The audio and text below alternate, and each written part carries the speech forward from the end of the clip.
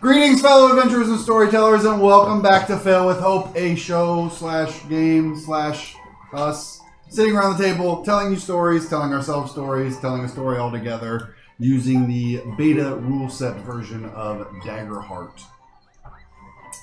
The story as it currently unfolds seeds our group, the recently dubbed Hijinks by Jax, in the capital city of Sanctuary, the new heart of the Kingdom of Tarkon, in which the new High King has united all of the lands for the betterment of everyone and the defense of everyone.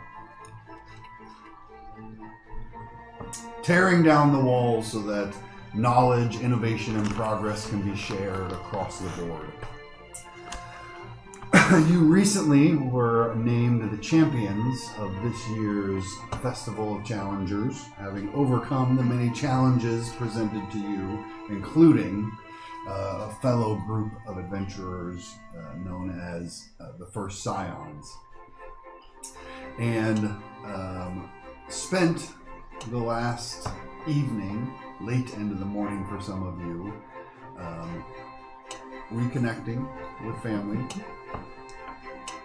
connecting with new friends, some of you a little more deeper connections than others. Hello. And Mogard got to meet Yvain's mom. Yep. That's right. That's not the deeper connections we're talking about. I don't know, you did leave in the middle of the night. That's true. Mom's a real nice lady. Which, yes, Yvain was summoned to a late night, early morning meeting with the High Magisters of the Convocation. The first wizard in Risvalda among them, where they, upon judging your worth and motivations, promoted you, basically, to the title of Preceptor. Skipping a rank for you to get you a little bit more clearance, so that the first wizard might be able to answer more of your questions. And that is pretty much where we left off last session. All of you recovering from a night of celebration and reunions in the city of Sanctuary at your various locations, wherever you wound up lying your heads for that night. Unless there are specific things you're looking to get into, eventually the next day you all reconvene at your dorm rooms in the academy. Unless you have other things that you're looking to do. As one by one you trickle into your shared rooms, getting a few quizzical looks from some of the students of the academy themselves, like, what are these old people doing here? Wait, as a preceptor, do I get like full rooms? Not here in the academy. Do I have to like pay for that or something? I mean, well, again, all citizens are offered a place to stay. Right. If you want something fancier, then yeah, you pay for it. Don't get a nice room through my brain.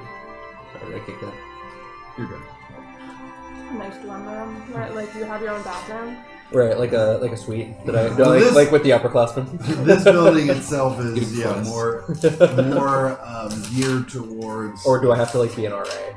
Yeah, No, you can have your rug on the floor and curtains over your blinds and not just the bare blinds. Okay, good. And I can stop putting like a plastic bag over the smoke detector. You actually can open your window now.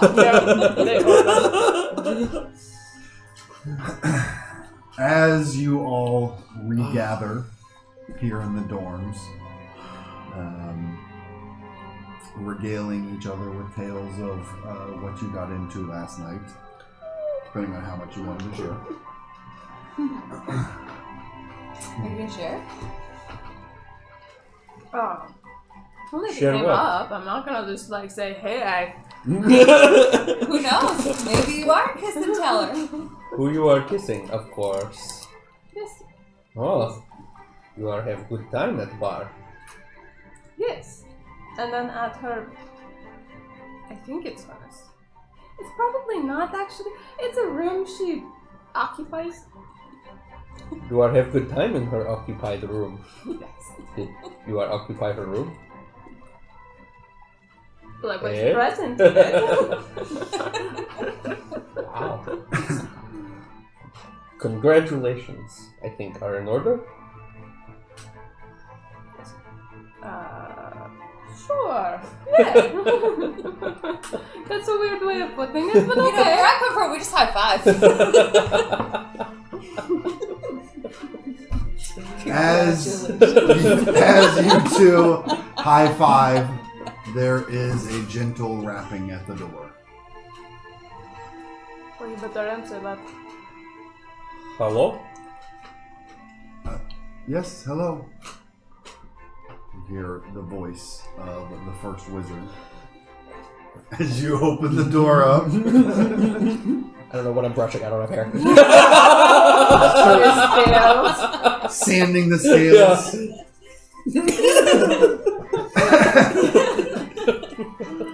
Let's repeat. First wizard. Hello. You see Good morning. her graceful, handsome, elvish form waiting just behind the door, wearing the robes of the first wizard with both the symbol of the convocation and that of the advisor to the king represented on her. Is she just standing there kind of smiling as you open the door up for her? She says, good, you're all here. I assume that Yvain informed you about last night's events? I actually had not quite had the chance enough to tell them, but I am willing him.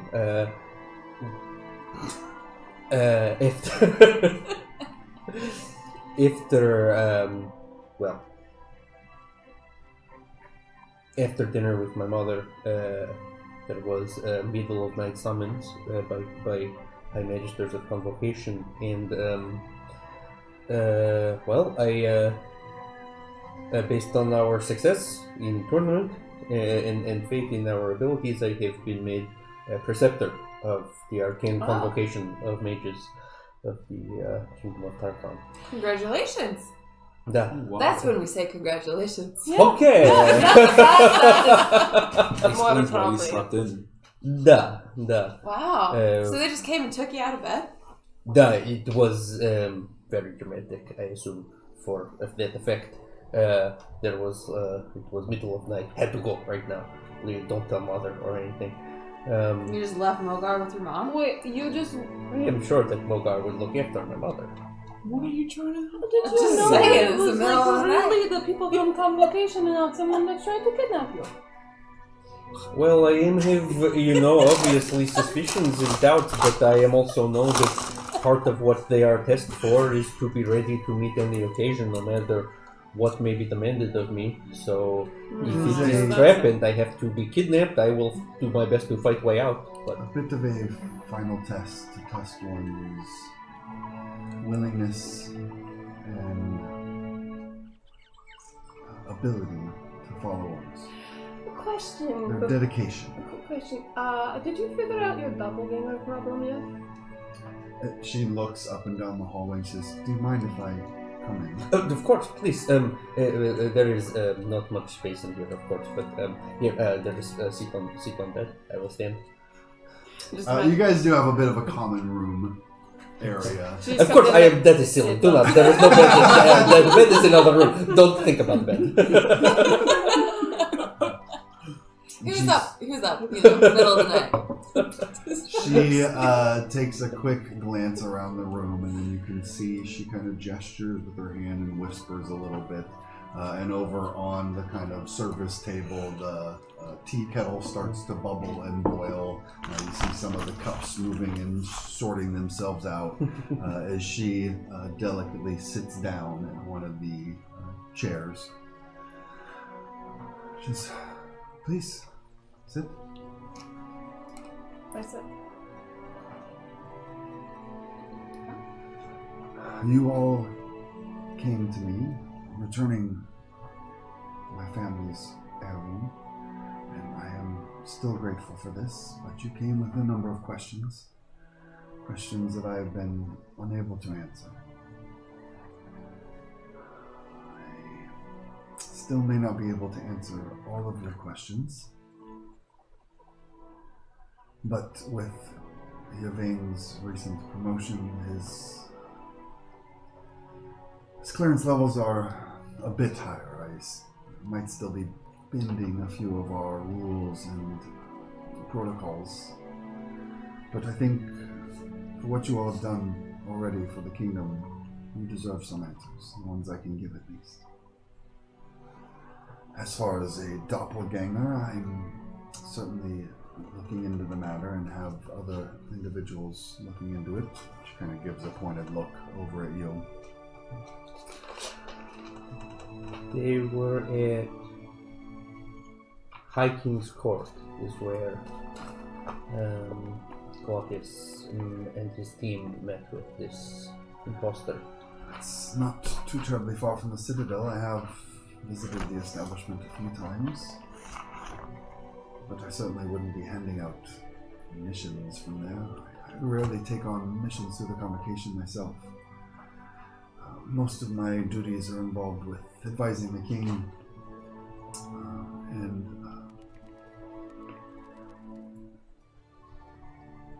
adjudicating the laws in regards to arcane practice in the kingdom.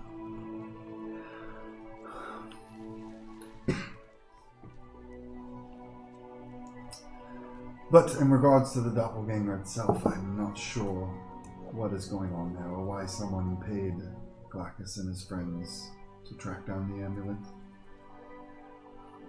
To the best of my ability, as well as the High Kings, we kept the knowledge of its someone absconding with it, a relative secret, as best as we could. Who else would have known other than you and the king? As far as I knew, just the person who took it. We think that was Verlo. Unless he came into possession of it some other The way. Mushroom Man? The Mushroom Man. Hmm. We've seen the Mushroom Man. Yes. what about your... He died. He died. So he definitely couldn't have been the one dressed up. You had orders to get the amulet. Yes. Which means that your people know That about this is situation. true. Yes, Yes. by word of the High King. Okay. So that is accounted for then. Yes.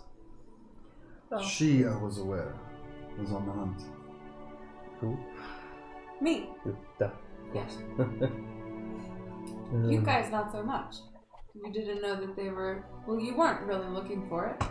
You were just looking we for were Verlo. just sent to look for a Verlo, and not by the first wizard, only by Clegus Thornfeld, who was concerned for his friend. I don't believe that Clegus's inquiries had anything to do with the amulet, but at this point, everything must be questioned. Yeah. And first wizard, were you aware that the amulet pointed perhaps to Shiner holes or other interdimensional tunnels? Elite elites and things. I was aware that the amulet possessed a number of unique attributes. I'd never made much use of it myself. I'd never put it under much scrutiny or study. Honestly, it's been in a display case. A relic of both my family and of the crown, as my grandmother did advise the Tarkin family before myself.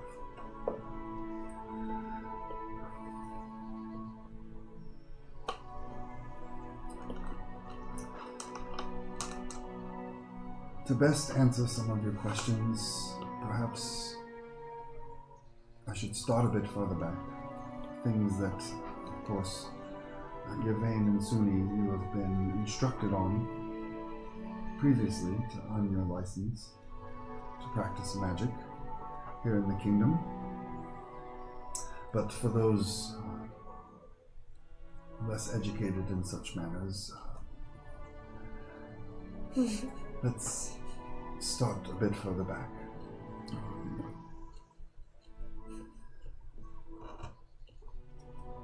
Arcane magic, as it stands now, did not exist in the world a number of centuries ago.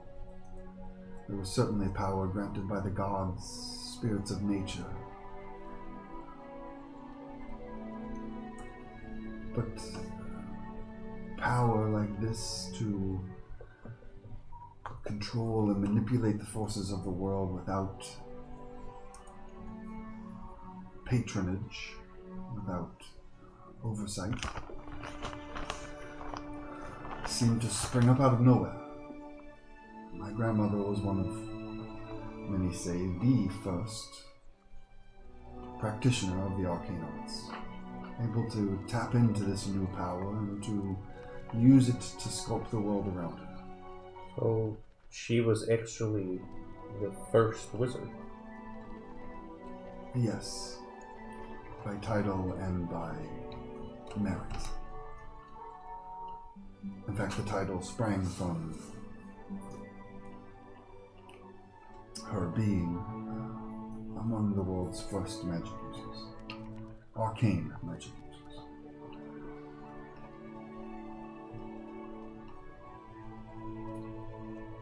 It wasn't until much later that researchers began to discover the source of this arcane magic.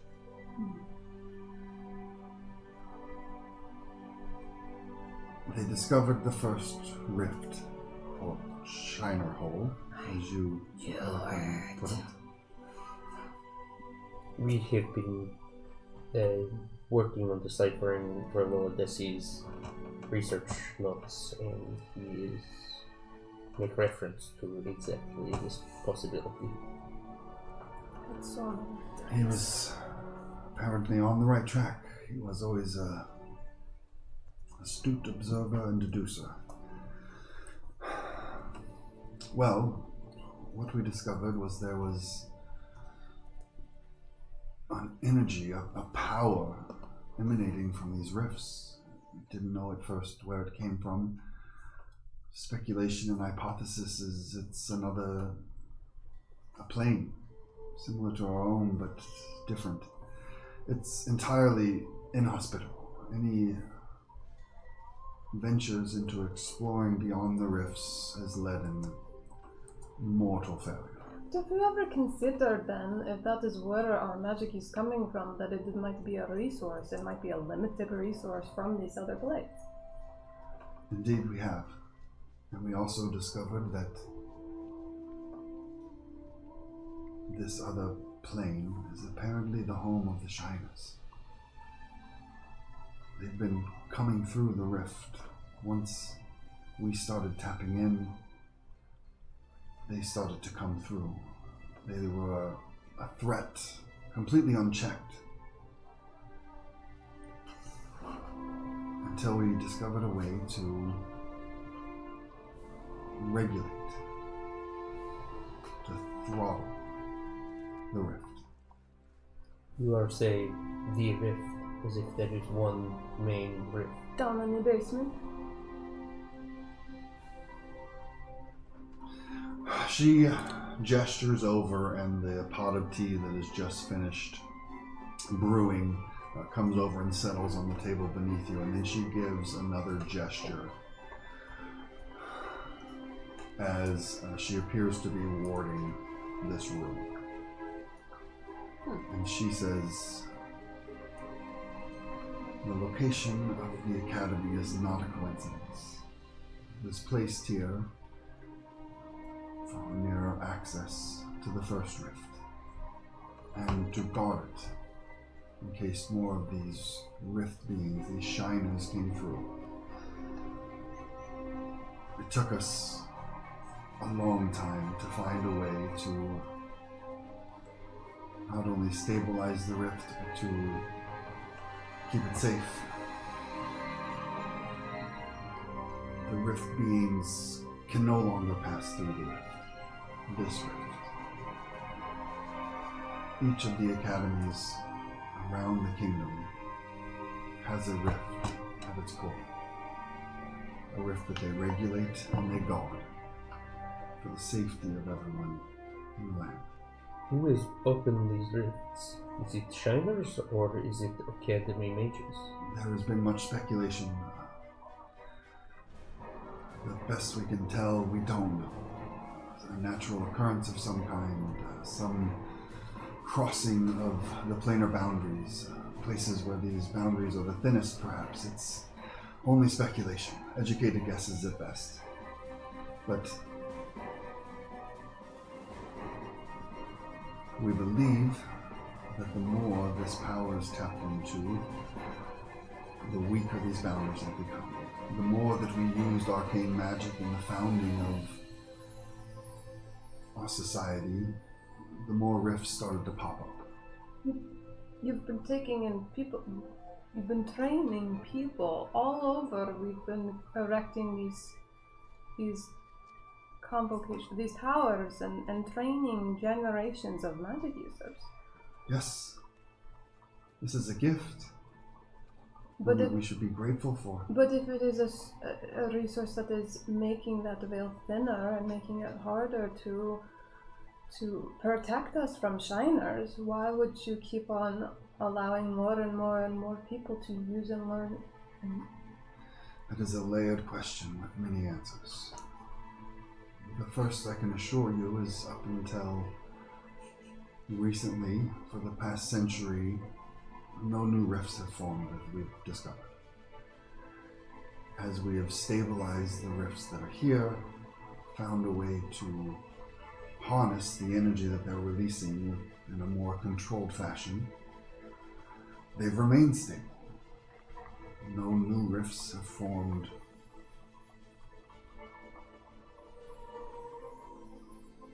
And as I said, this is a gift that should be taught. Whether we want it or not, it exists in our world now. There are some born out there who do not need to be taught how to use arcane magic. They are simply born with it in their blood. And if they were left unchecked, if they delve into the well too deeply, who knows what could happen. There are fail-safes involved. In fact, beyond making sure that those who practice the arcane arts are aware of the dangers involved and practice responsibly, there is an ulterior motive that we license all magic practitioners in the kingdom. Your symbols that you keep to show that you are licensed to practice magic.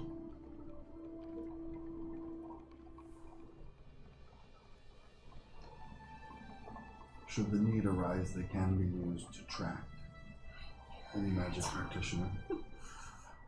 But they also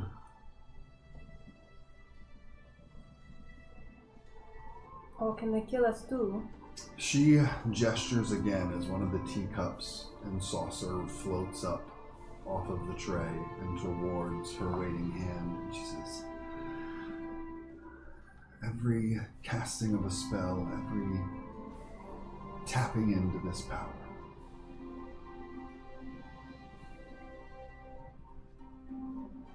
the symbol collects a part of it.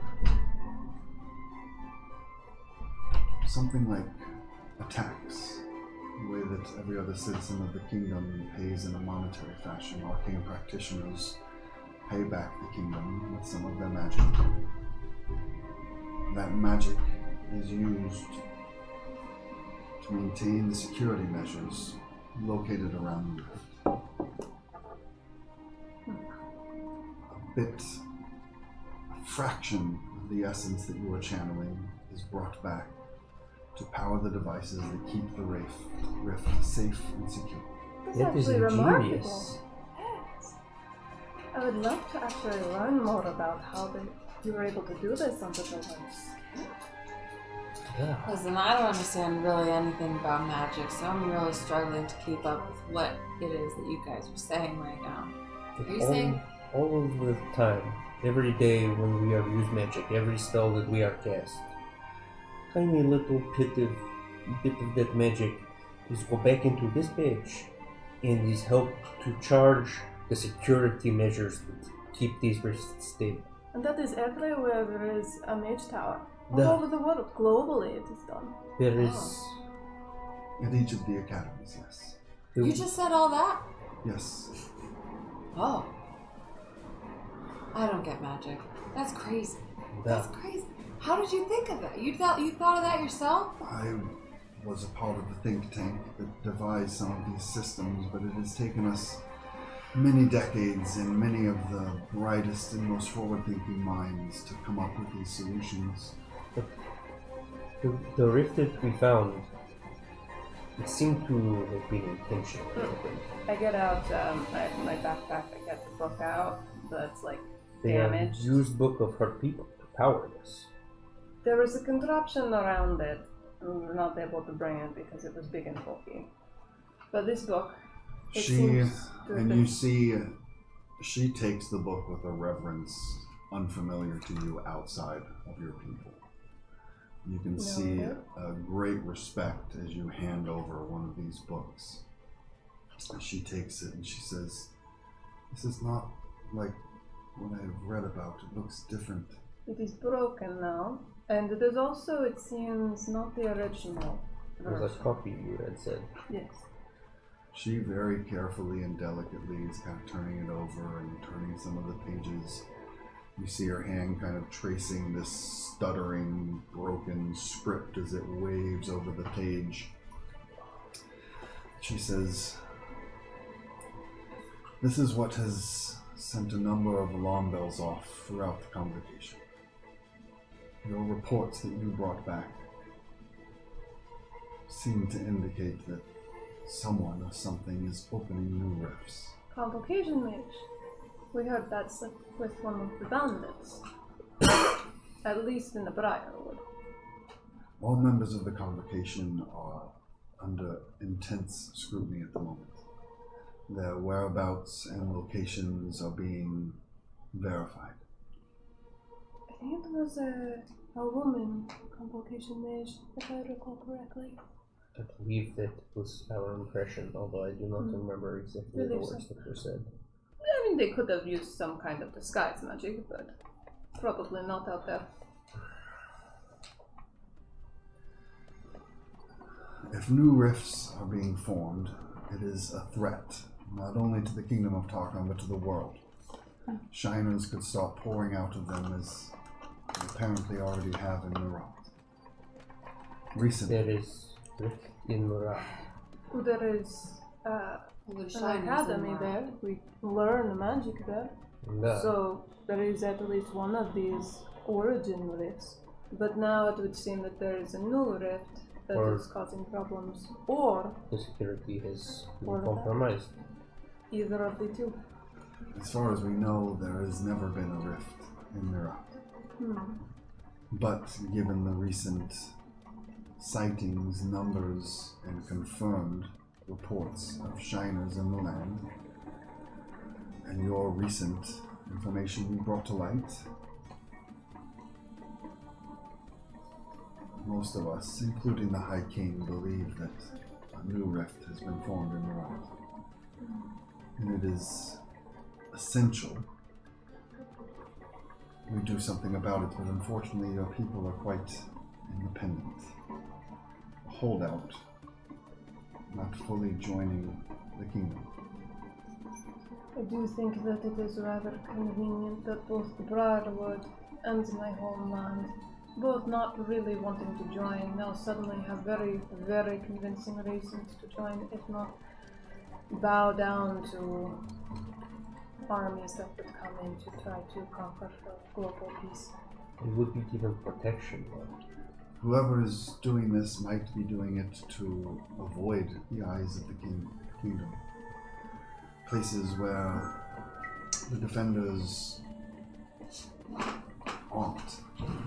Places where our eyes and ears can't reach. Marat has at least partnership with Convocation, no? Yes. We have a bit of a trade agreement, some alliance, but they were quite stubborn in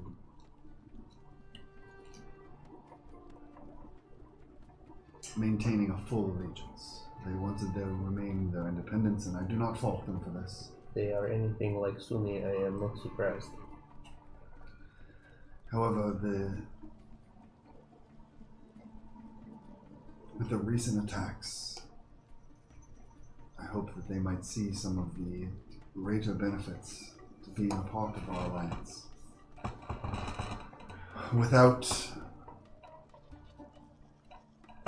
Without further agreement from the Marathi people, any intervention on the kingdom's part would be uncouth. We would be an invading army. Well, Indeed. what if it was not army that went to investigate? She gives a little bit of a smirk and just says, "There is a reason I pulled so many strings for you. With just these sorts of questions."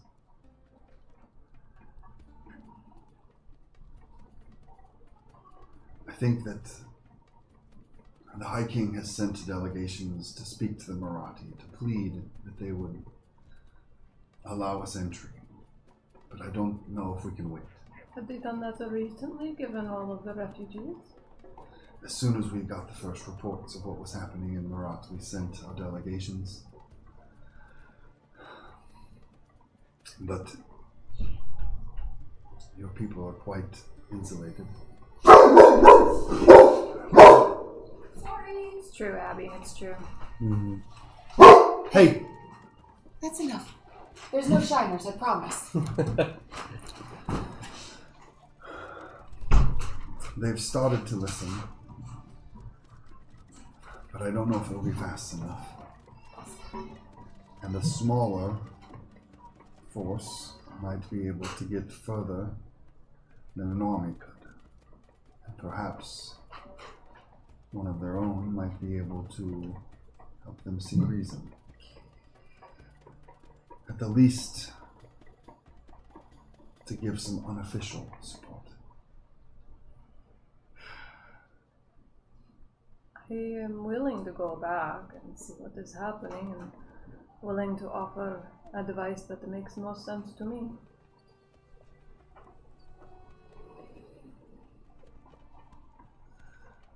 You must understand that this information I'm sharing with you is considered of utmost secrecy to the kingdom.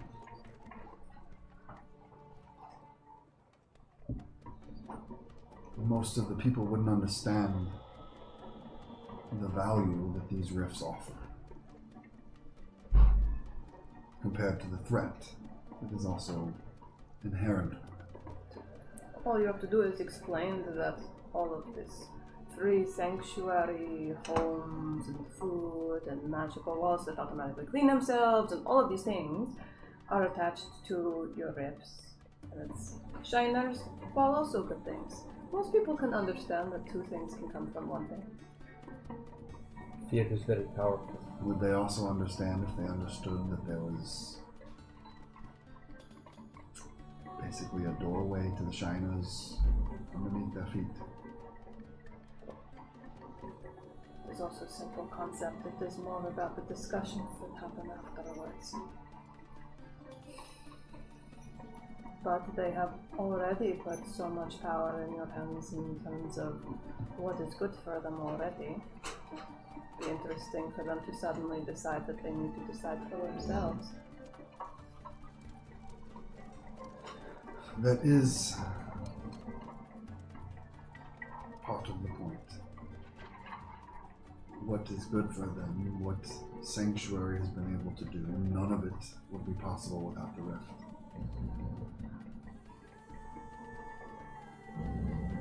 It might be easier to show you than to try and explain it. You will take us to basement. I can take you to the vaults, yes. Has there ever been any communication that has tried to happen from other side as you do all this work and security on these events? The Shiners are primitive, bestial monsters. Any attempts at communication has been met with violence. To be fair, if you are angry enough and in much of a rage, you could also be considered bestial. You would not be interested in conversation. But also, the Jagged Knight bandits that we encountered spoke of their ally, Nestor. This is the lead, a shiner of great power that they were in communication with. It had some kind of sentience. And Yeah. then there was the other And shiner. there was also Oil Slick Chick. I've read the reports, and it has raised a number of interesting questions. Perhaps what we have seen of the Shiners so far isn't all that there is to be seen. Perhaps they're evolving. Perhaps we will learn more if we go to Merak.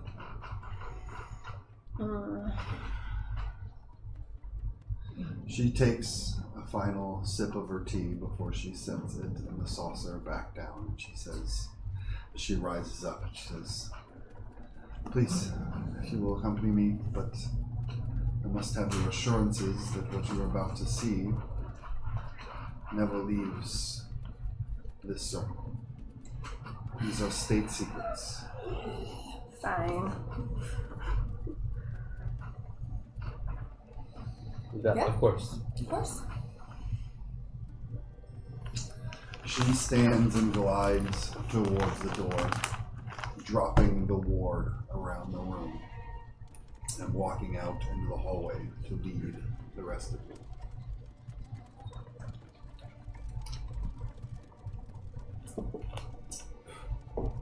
She steps towards the kind of central hollow shaft that connects the heart of the academy, and seems to step out into thin air as people do here in the academy grounds. Kind of hovers there waiting for all of you. I do my trust fall backwards. Before you slowly lower your way back down to ground level at the academy. You can see other students and faculty here in the academy rising up and down in this lift system as well. Before your feet gently touch down onto the flagstones of that entry atrium area, the atrium. And she leads you towards the stairs that head down to the basements that you had attempted to access previously. Heading down through the many stacks and storerooms and isolated chambers of experimentation that exists beneath the academy, deeper and deeper down, she eventually leads you to that same level where you had met 4 guards and a closed and locked door Is it that still- barred your passage. Is it still any of the guards that will recognize us? Our buddy we're supposed to hang out with. Probably The the thing guy we blew off. to go watch the tournament that we just won. Yeah. It's so chaotic. Oh, hey. Sorry we missed you. We were busy winning. You see among the guards who quickly come to attention as they see the first wizard coming down the stairs, you do see Chauncey among them, who kind of like, he's strikes the pose, attention staring at the wall, but then catches a look at all of you and like double takes, but doesn't move with the first wizard present. Hello, Chauncey. Flip my hair. You wave and flip the hair, and he just kind of blushes a little bit. The first wizard approaches, seems to speak quietly with all of them.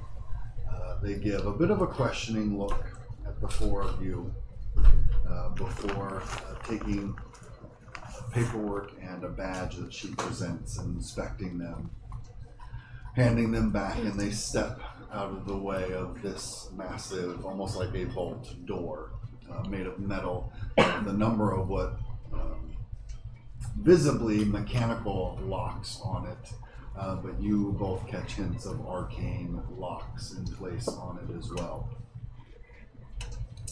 The four guardsmen quickly kind of stand between the door and the first wizard and all of you, forming a bit of a wall as you see that she goes to the door and begins to manipulate and cast, unlocking the door itself. And they're kind of blocking your view of what is happening behind them.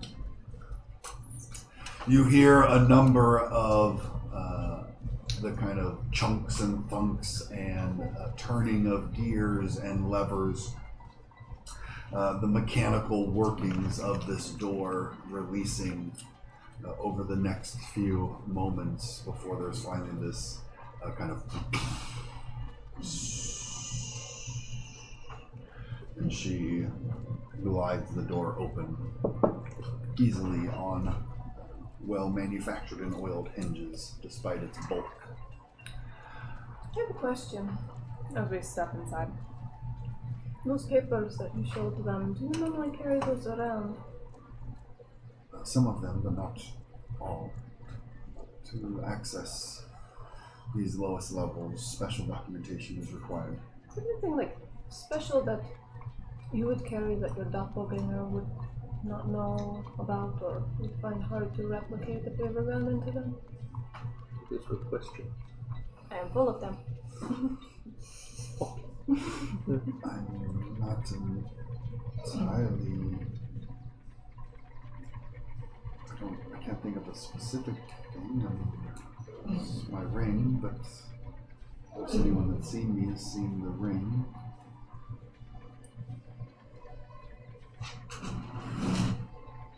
I could certainly keep something with me. Maybe you should. You are wearing amulet? Yes. That would be difficult to duplicate. The ability that it looks around. Although the doppelganger probably knows quite a bit about But if they could duplicate it, they would not have sent clockers to recapture them. individuals of being doppelganger or wearing same things. They could just have that look. No, perhaps. As you discuss this, descending down this long, wide spiral staircase, you both feel a definite charge in the air. Almost like static electricity building up around you. You feel like if you have hair, your hair should be standing on end.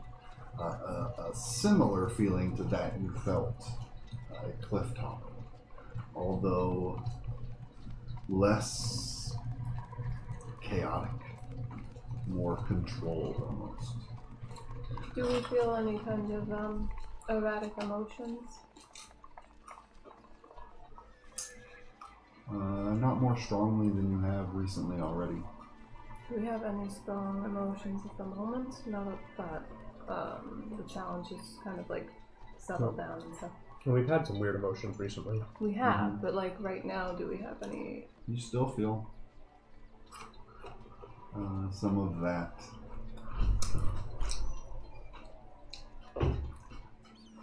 fire in you, whether it's a cold fire or a hot fire, but a passion almost. I have this question.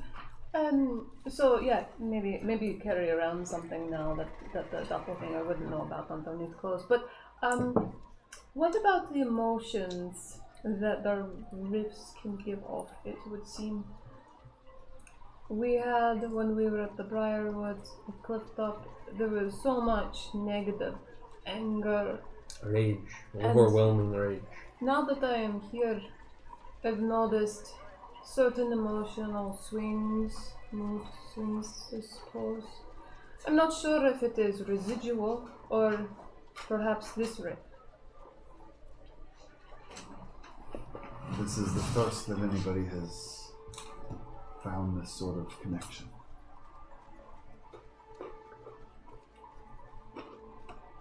I can't say that I've noticed anything particularly myself, but I live here. It does bear looking into them.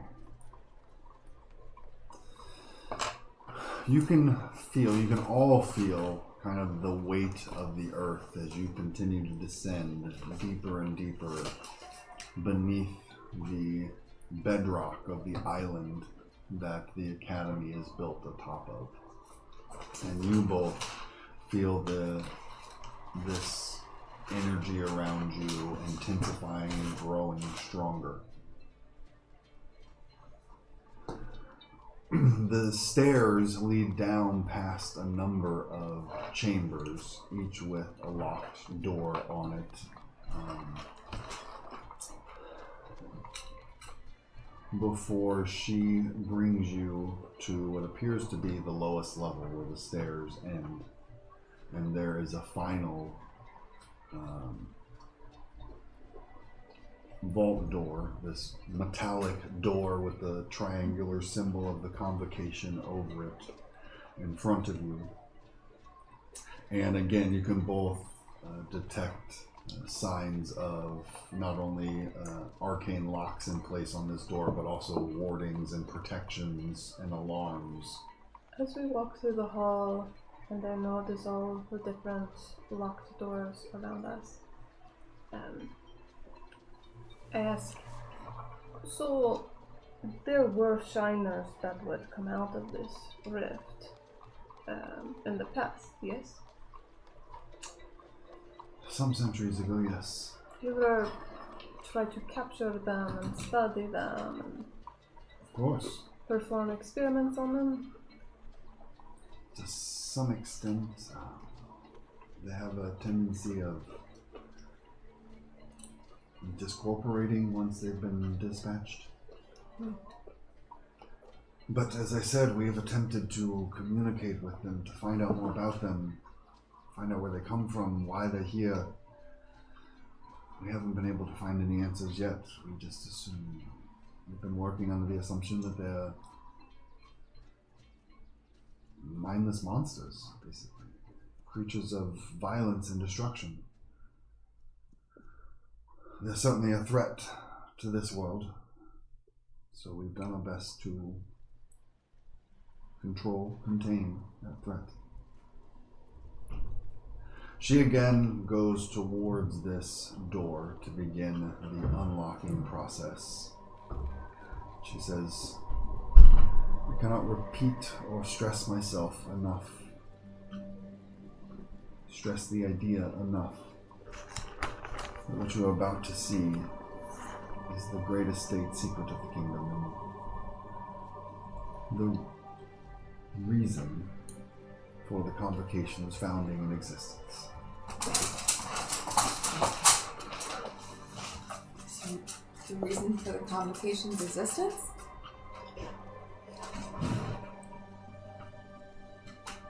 She finishes with the door. And you again hear that.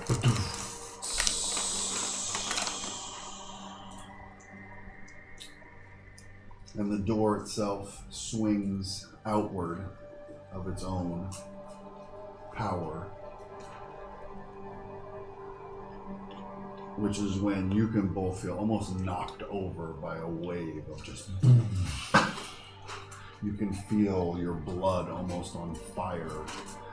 This power pooling up inside of you, begging for release, to be used, to be channeled into arcane magic. Or just like fidget spinners and like little puffs of fire. It's bubbling up inside of you. And the three of you see a familiar chromatic shifting light as the door begins to open, washing out from this room. The door slowly, I keep making it swing inwards, swings outwards towards you, revealing a large, cavernous chamber, lined in metal floors, wall, ceiling. There are a number of pipes and conduits and wires and machinery and arcane devices on the walls, dials and gauges, levers, knobs. Just a modern art sculpture of this arcane engineering around the room. And all of it is focused towards, in the center of the room, floating in the air, similar to the rift that you had seen, but it looks stable, it looks controlled. Where the rift you had seen in the Briarwood, the edges of it almost seemed like torn cloth whipping in the air. This has a smooth, perfectly spherical appearance to it, but that same chromatic, rainbow shifting light seems to both make up the rift itself and be washing out of it in waves. And surrounding the device, you can see all of these wires and pipes and conduits that are coming out to connect to it, is almost like a cage around it that seems to be maintaining the rift as it currently stands. And you can see glowing energy both coming from this contraption around the rift and going back to it. The aforementioned tax, the magic tax that is flowing back into this, keeping the rift stable and secure. This is magnificent. No wonder you were so strict about having convocation pages to come out here. This tax thing is amazing. But who is maintaining this? The convocation. We have since before the founding of the kingdom, and we continue to do so now. But the High King has brought innovation in his wake. She points to a number of the devices, a number of the pipework that's kind of leading to and from this rift. Are there like technicians anywhere in here? No technician that you see. She points to a few of them and even gesturing to the rift itself, and she says, "This is the heart of Sanctuary. This is why Sanctuary is capable of doing what it is capable of doing. Building these structures, maintaining the infrastructure of the city, the magical devices, the protections, the security, all of the liberties given to the citizens of Sanctuary stem from this." This rift is engine of prosperity, peace. Well, it is engine. It is used for prosperity in this. The High King believed that while certainly practitioners of the arcane arts could tap into this power, it's constant, it's ever-flowing. You have not noticed fluctuations in over time since starting, that if you go down or if you go up, it wobble. Much of the construction you can see around here maintains the levels of the rift. They keep it steady. When we need more power from it, we can tap into it. We're honestly not sure if it has a limit. Well, should always be cautious that it does. Indeed, which is why the Heart, like all licensed mages of the Convocation, have restrictions. No one is allowed to tap too deeply. It is hypothesized that it was tapping too deeply that initially opened more of these rifts. Well, now we know there's other ways of doing that. Apparently, in ways that we hope to look into and stop. Leaving these rifts unmaintained, uncontrolled is could be an extinction level event for our world. Whatever these rift beings are, these shiners, they are able to survive on this side of the rift, whereas we cannot. How do you know if no one's come back that they would be dead or anything else? Have you been able to... We've brought back corpses, and we have brought back readings. We've been able to send some devices in to gather samples and energy. Anything that we could think of. What about devices like... I pull out the rock that I used to talk to Rusty. What about the communication devices? Do they not last on the other side? This communication device was created using the power of the rift, the enchantments on it. Anything of this nature brought into the rift. I guess the best way I could put it is overcharged. I would recommend. She kind of. I mean, like, I bundled it back up. She's like, I would recommend being careful with such devices near the rift. But is it possible that somebody unauthorized by convocation is drawing too deeply? Is there a way to measure? It would certainly be a reason to open new rifts, to have unrestricted access to this power. And it is something we are looking into. Mages that failed their tests, mages that spurned our oversight. Or mages from outside kingdom? It seems... Those are certainly harder for us to track and be aware of, but we're looking into as many of them as we're aware of. It seems like this may be bigger plot. To have constructed something to use Marathi book to create a rift and not be right there to experience the benefits of the rift or to work on it further seems a little bit more like act of chaos for the area rather than power well benefit and Who's to say it's not both? It could be, but that It certainly has. is more longer game play. There was a female bandit who was... We had to fight. Yeah, We they had to were battle. a worshipping thing inside the But rift. they are not create rift, we don't No. think. Convocation Mage came, gave them the ability Created to make rift. a rift, Left, and then left.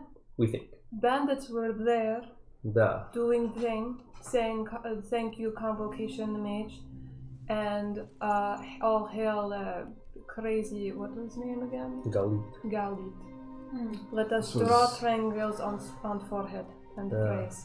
Another piece of enlightening information. Shiners have never had names, individual personalities, as far as we could tell before this. Like I said, they seem to just be bestial, mindless monsters. We have to find out more.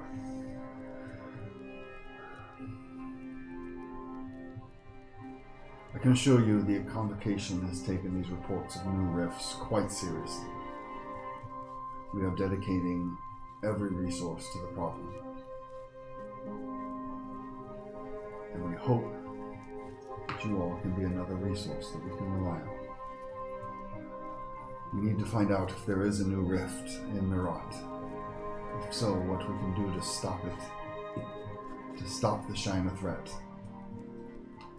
Where did we leave off that lady reuniting with wife and children? We are bringing her out of Briarwood and find wife and children at inn in Beredo and have witnessed to joyous reunion. Feel very good about Yeah, selves. we know where they are. She might have seen Convocation Mage in her time during Crazy Bandit. It is possible, but we are asking her many questions while she is thrust up in Jace's macrame. Yeah, but that was also when she was really, really angry, and it took a little while, and then she was like, oh no, I'm overwhelmed with grief and shame. It was a little bit hard for her. That is true. Perhaps inquiries could be made. There is a woman whose name I definitely remember, that we are drop off with family whose name I definitely remember, and I am give them pet, whose name is Otak. It's always the pets. Oh, well, it was your pet. No, it was my pet. Yeah, we both lost our pets. Well, we didn't lose, but I sent mine back home. I think perhaps I am not best keeper of pet. Great danger all day. I might get the raven back, depending on state of homeland. Perhaps if we go to Miratu, we will find your raven. It will find me. No. I got Yarla Griffin Bryn. Boy, I wrote the another's name. Anyway, it doesn't matter. No, I did write it. Definitely wrote it down. She says, Yana? Yarla? Yarla. Yarla. Well, as you can see, the security of these rifts is of paramount importance, not only to the convocation, but to the kingdom itself.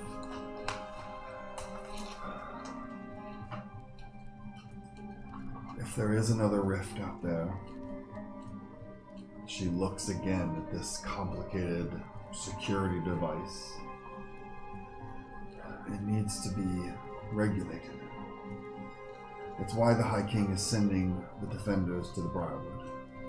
You said you did not know of any rift in Mirat, besides the one recently that has fallen. But If one is one. If one has one.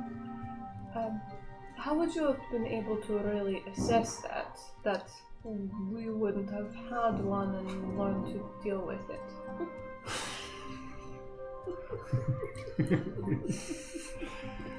We have certainly looked far and wide for any rifts. It's why each of the academies was built. Looking as in sniffing in around and being a rogue, or you have magical means of being able to find out where rifts are? As I'm sure you have both experienced, one who is attuned to these energies can certainly feel when they're close to one. Yeah. We have mostly done a bit of detective work.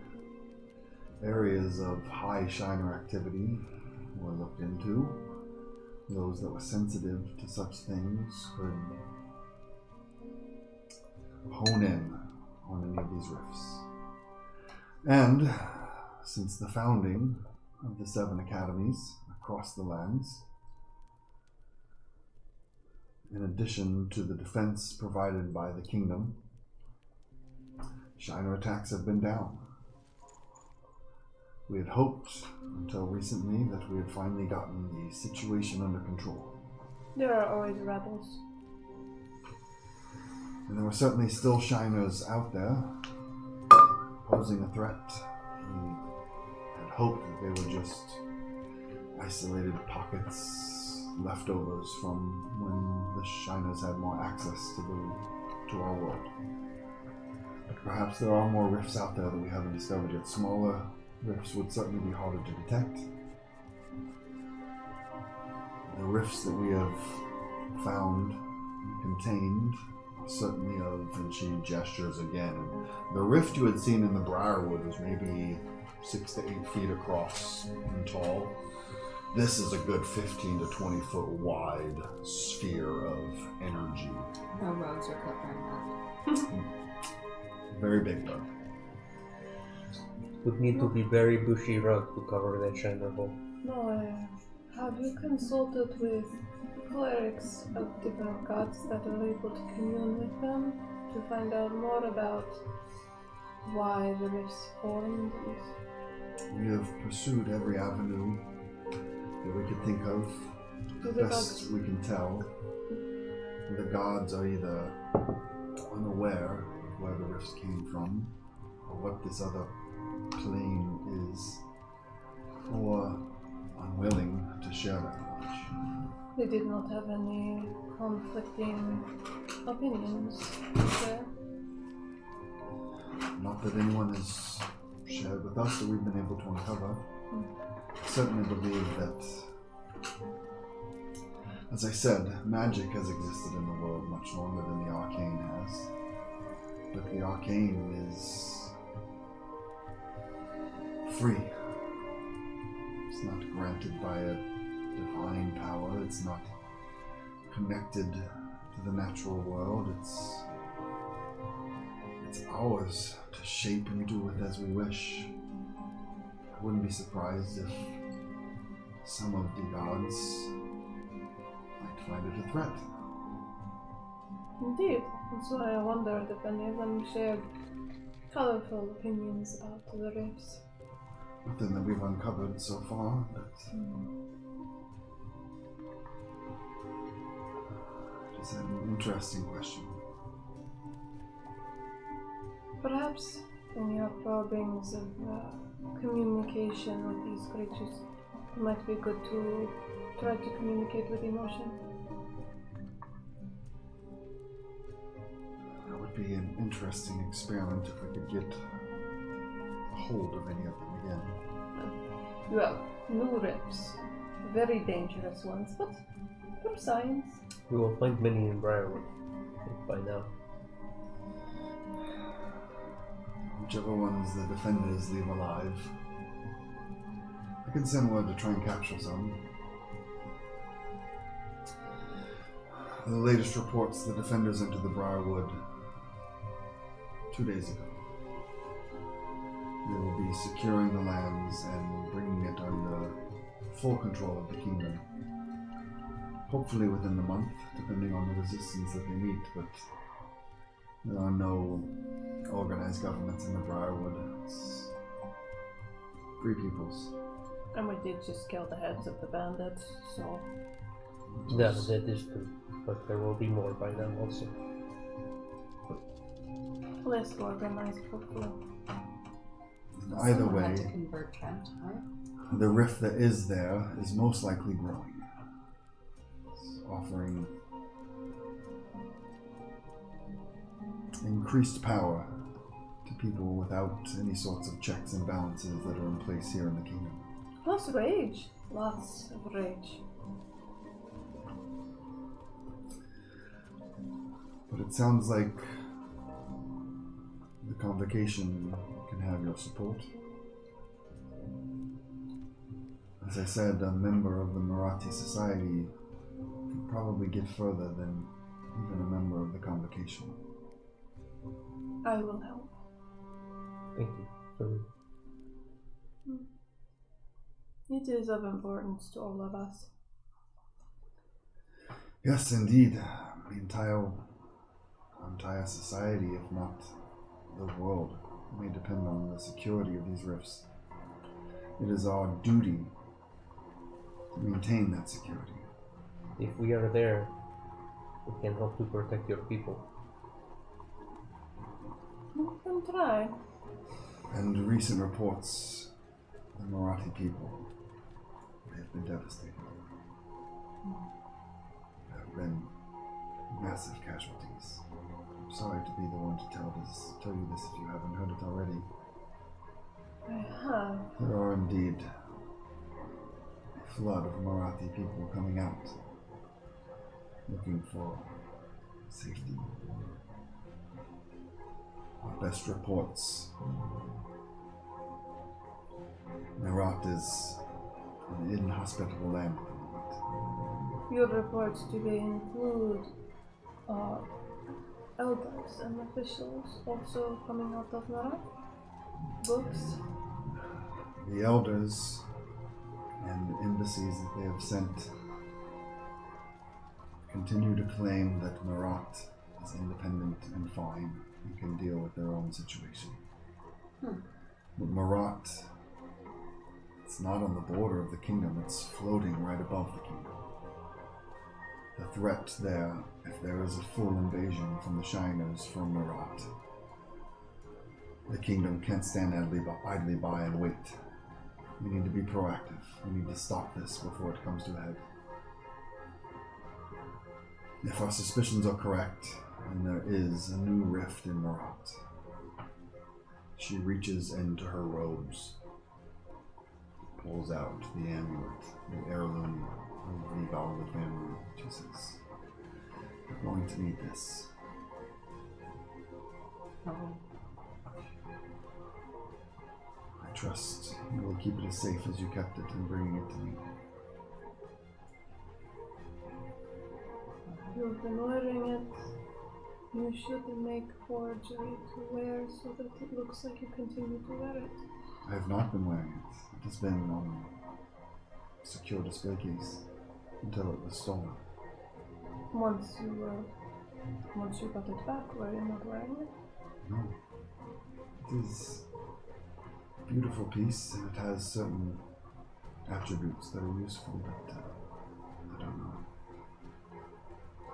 As much as I now have the title of the first wizard, that was my grandmother's. I will always see it as hers, not as mine. I will value it above my life. Well, I hope that you keep yourself safe as well. As much as stopping whatever is happening is important, getting any sort of information from inside could be of use. Don't risk too much. Even if just getting in and finding out and getting back out is all you can do, that's all we ask. So you don't want us to jump into the giant China hole? You would most assuredly die immediately. This is not an option. No. It's not. I would not go diving into China Hall. While there is embassy and contact with your people, that is not easy to send word. Do you have perhaps a method in which, if we needed to send word immediately, we could do so? To myself, I can get word to you. it can be arranged. Would you have all that special seashell magic convocations there? Exactly. Okay. The network, as there is no official convocation presence in Marat, the network will be difficult to access. That is what's saying. That is why I am saying we could have organized a very quick, easy method of communication. Certainly at the border, we have an outpost, but once you're in, it will be more difficult. Do you keep any pigeons here? We have ravens, but I can... Give me a day. Or perhaps stone like you are have. Stone. Sending stone. Give me a day. I will get you something. It would be best if we were able to get to Murat without having to cross intervening miles. There is a way that you can send us. At least close. I can see what I can do. At the very least, I've already arranged for escort and protection to the borders of Marat, but perhaps we can expedite things. For science. And Long distance transportation of this method is experimental at best. Well, we are in experimental times, it would seem. But Mopars, you're still looking for your people. I mean, are you gonna travel with us? I mean, I'm assuming I can come to Marat with you guys.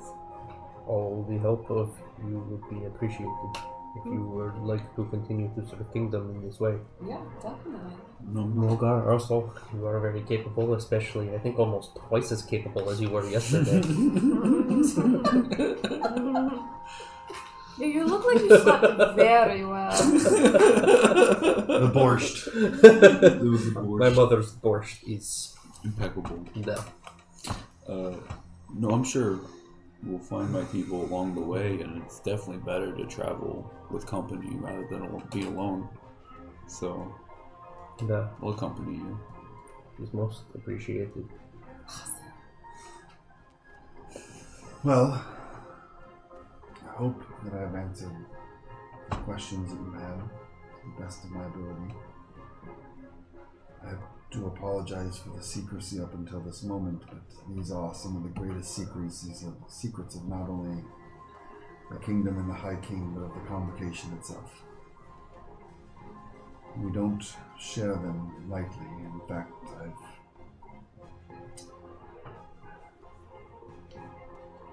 upset a few of the other High Magisters, even in bringing you in this far. So they know that we are being shown basement rift? I do. How many? All of the High Magisters.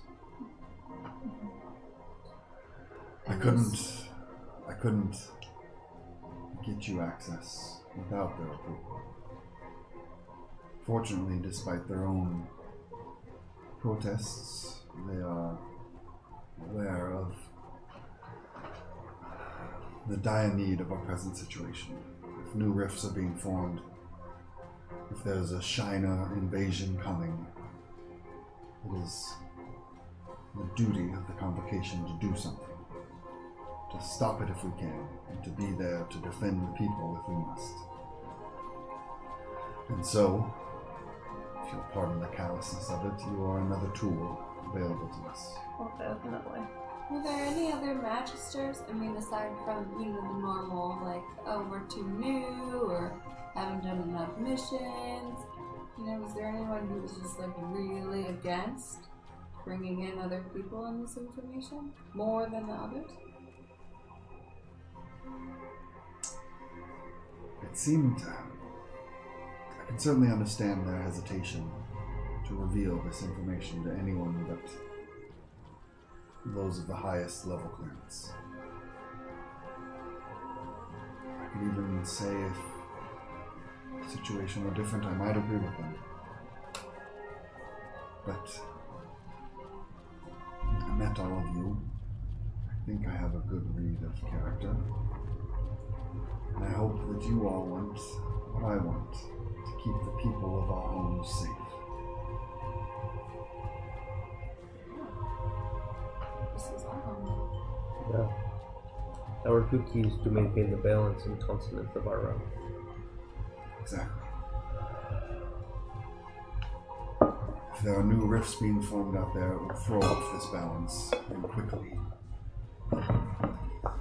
Hopefully, while you all are looking into the possibility of a new rift, I can find out more about whoever is creating them, if someone is. As it seems, the device you found was manufactured. It wasn't a natural occurrence.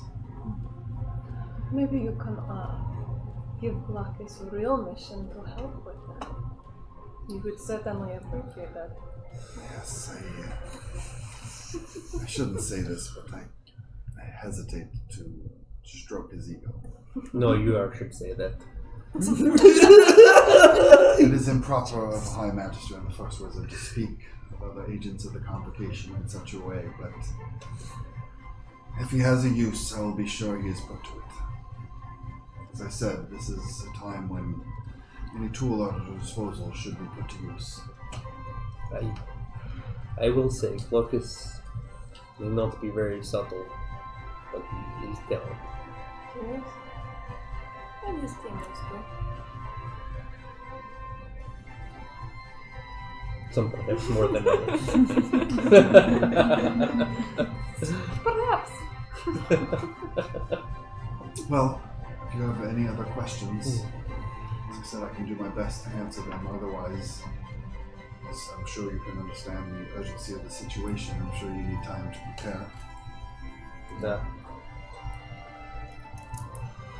One day, perhaps two. Well, one day at the least. Yeah. Perhaps two if something comes up. Yeah. We're going to work on a way for us to communicate with you. Indeed. It's appreciated. Well, then if you all follow me, she'll lead you back out of this chamber. The vault door quietly glides back closed with this heavy, you almost feel like the pressure differential shift as the rift is sealed behind the vault once again. I feel like while we're in the room, it's like static electricity, like between all of my scales. Mm-hmm. Yeah, and again, even with the door closed, you feel this just like this flood of power that's like begging to be channeled and pushed out. You almost feel yourself like a river, a dam ready to burst as this power is kind of filling you in the moment. And once the vault is safely secured, the rift behind it, she leads you back up through the catacombs of the academy.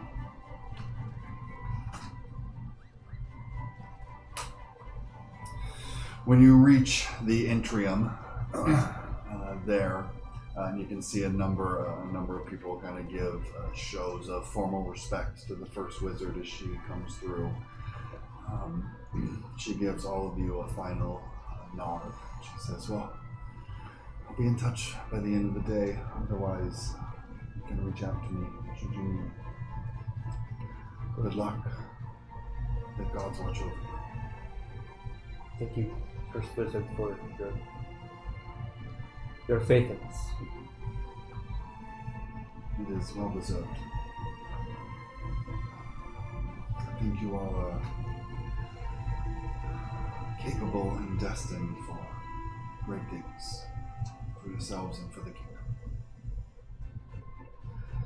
And she turns to go, and even before walking a few steps, you see a number of people coming over to have a word with her, to squeeze in meetings into her busy schedule. A few assistants come to greet her as well. Leaving the four of you to head back from your rooms or out into the city of Sanctuary, wherever it is you might please. But let's take our break there to return back in a few minutes. Thank you all out there in audience land for joining us. We will be back here momentarily to continue this story. And welcome back to Fail with Hope, where our group hijinks by Jax were just given some state secrets and tasked by the first wizard herself to find out what's going on in Marat and if there's something that can be done about it. You all, having been dropped off in the atrium at the lowest level of the academy, where a number of students and professors and academics are hustling and bustling about, as well as a number of people requesting the aid of the convocation or guidance or input into affairs. And Tulok, and you see among the line of patrons waiting for attendance is your handler. Oh God, where is Amran? Amran.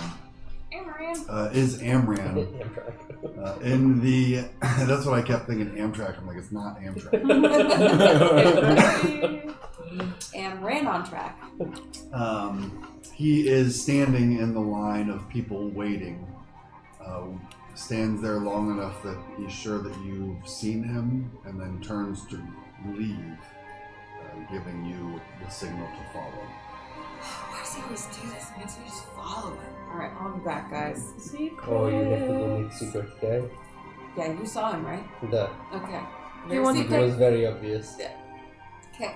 Alright. To us, because we saw him staring at you. Oh, okay. Can Yeah, we it's just kinda stand at creepy, the right? edge of alleyway and just like stare down while you two talk? That is a great idea. I think that will make him so mad at me. You do what you feel is best. Oh, that is a dangerous proposition. We'll see what happens. Okay. You head outside, where you can see just off from the entryway, Amran standing, kind of wearing the dress of a well-to-do merchant, someone who would fit in a little more among the petitioners here at the academy. And he's kind of standing off to the side. He's just pulling out a cigar and lighting it up as you come out the doors. Hey, boss. You come over, he just turns and starts to walk. follow him some more. Walk along beside him. He kind of gives some nods and smiles to people as they're walking past as well. And as there's a bit of a break in the crowd, he just says quietly, "You've been summoned to a meeting with Father." And he just keeps walking. Like right now? Yeah. I follow. You follow along with him. And I think I probably would have tried to see where they were going, and if they're just walking off into nowhere, maybe tried to follow them. Ooh, I'll join. I don't follow very fast. I look behind me to see. Look back, you see Mogar's massive horns in the crowd. Hello. We're not following you. I turn back to follow Amran. You three follow along as you see Amran and Tulok heading out over the bridge that connects the island to the rest of the mainland city and into the streets of Sanctuary itself. The crowds starting to die down as the festival is coming to a close, and day-to-day life is starting to set back in, but there are still a number of booths and entertainers spread about on the streets and in the courtyards and plazas. Amran and Tulok wind their way through the streets and seem to be heading directly to the Citadel. Oh. Follow along after them. As they walk, Amran just looks and he says, "This is a bit out of the ordinary. What do you mean? I mean, you're still a rookie agent. Father doesn't usually request meetings with people of your rank." I mean, I have kind of been brushing shoulders with some bigwigs, you know. And you have brought some interesting information to our eyes. Yeah. Sure, that's what it's about. I look over my shoulder. Hey, you realize my friends are following us, right? Yes, I'm a spy. Oh. Okay. Hello. Should we just let them catch up, or you want to go faster? They can follow. Eventually, we'll be going into restricted areas. Oh, okay. Hey, have you ever thought that maybe instead of just rudely showing up and staring me down and then walking away, could just drop a note, meet me here at this time? I thought that's what left the spies note do. last night. Oh, you did? Yes. Is that somewhere I'm supposed to be checking? He takes a deep breath. Yes. Just as we check them to see if you've left notes for us. Damn. Oh, I kind of vaguely remember leaving a note, but I don't remember getting one.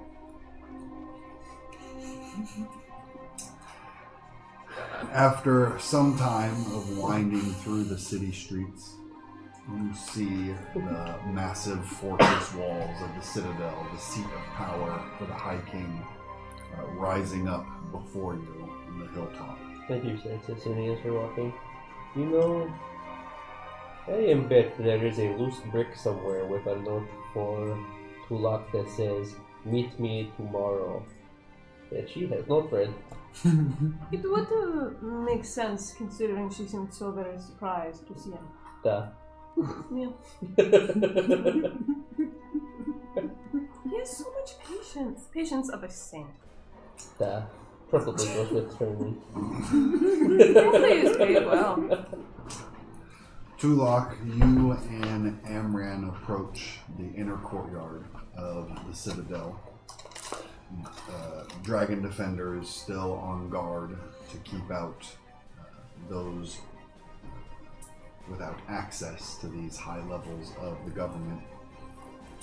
Amran, walking forward, pulls out a badge, shows it to the guards on station. They inspect it briefly and then step aside for him.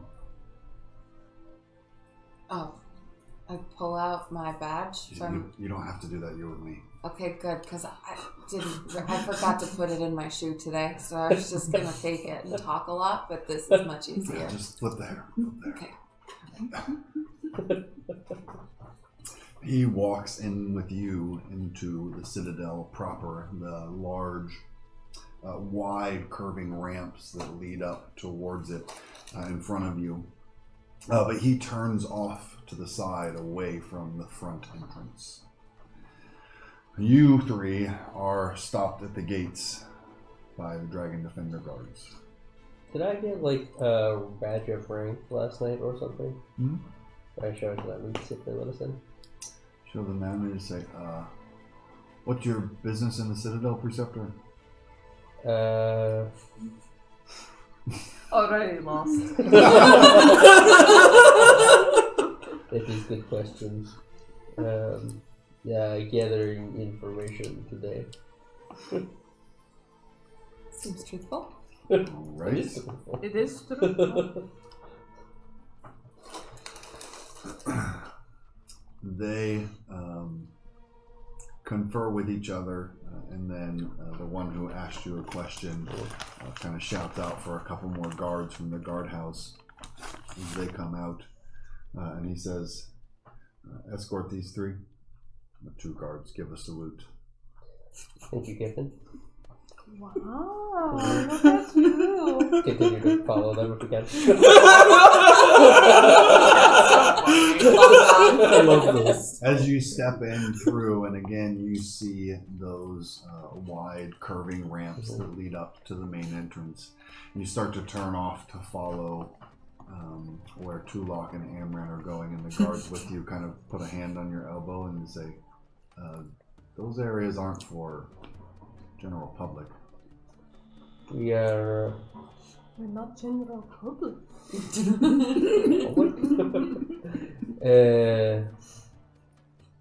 Our friend has gone in there. We are making sure that she is okay. She's in the Citadel. She's perfectly safe. If you want to access those areas, you're going to need more than your badge. Ooh. Okay, very well. We will wait here for her. Always limits. Always ladder. They both go to stand at attention as they were ordered to escort you, and so they just stay with you as you wait just inside the guardhouse. Just 20 feet away from me. They were probably like playing cards or something. It's like, Tulok, Amran leads you around through a number of beautifully displayed gardens where a number of exotic animals have been brought in to make their homes and to be a part of the scenery, basically. And you can see a few of the nobility and aristocrats are out kind of strolling through these gardens and seated on some benches. As he winds you through, further back behind the Citadel itself, which is this massive, sprawling, almost military compound of a structure. As he continues to walk through these gardens and eventually kind of just through some of the smaller courtyards of the Citadel where like supplies are delivered and servants come and go from, through a few more of these more secluded and isolated places, the crowds thin out more and more. Until finally he brings you into a garden towards the rear of the Citadel. A number of large, probably ancient specimens of a variety of trees you recognize as having come from across the kingdom itself, all kind of collected and grown here. Wow. Doesn't seem to be anyone making use of this garden at the moment. And he walks towards the wall of the Citadel itself, where there is thick, creeping ivy is kind of growing up and across on the wall. As he walks up towards it, he kind of looks at the tree on his right. It's kind of a support column on the left. Seems to be kind of judging the distance before he goes up. and gives a rapid series of knocks on the wall. Are you doing some kind of code, or are you just knocking? It's not even a door. Boss, are you losing it? As you say that, the ivies seem to shrink back of their own accord. Oh. And you see a section of the wall that they reveal just kind of dissolves in front of you for a moment, where you can see a well-lit stairway heading down underneath the citadel. There's so many secrets here. Okay. She quickly steps through. You follow behind. You can kind of hear the ivy regrowing across that section of wall. As he leads you down through these almost... Before I follow him, I just check the wall to see, can I get out? You go to check the wall, and it's solid again. Trapped forever. Okay. I don't mind this. This is fun. Okay, following him. The stairway that you head down is almost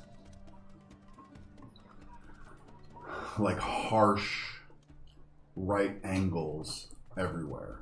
Very clean and sanitized look to it. No decoration or ornamentation of any kind, just the structure for the structure itself.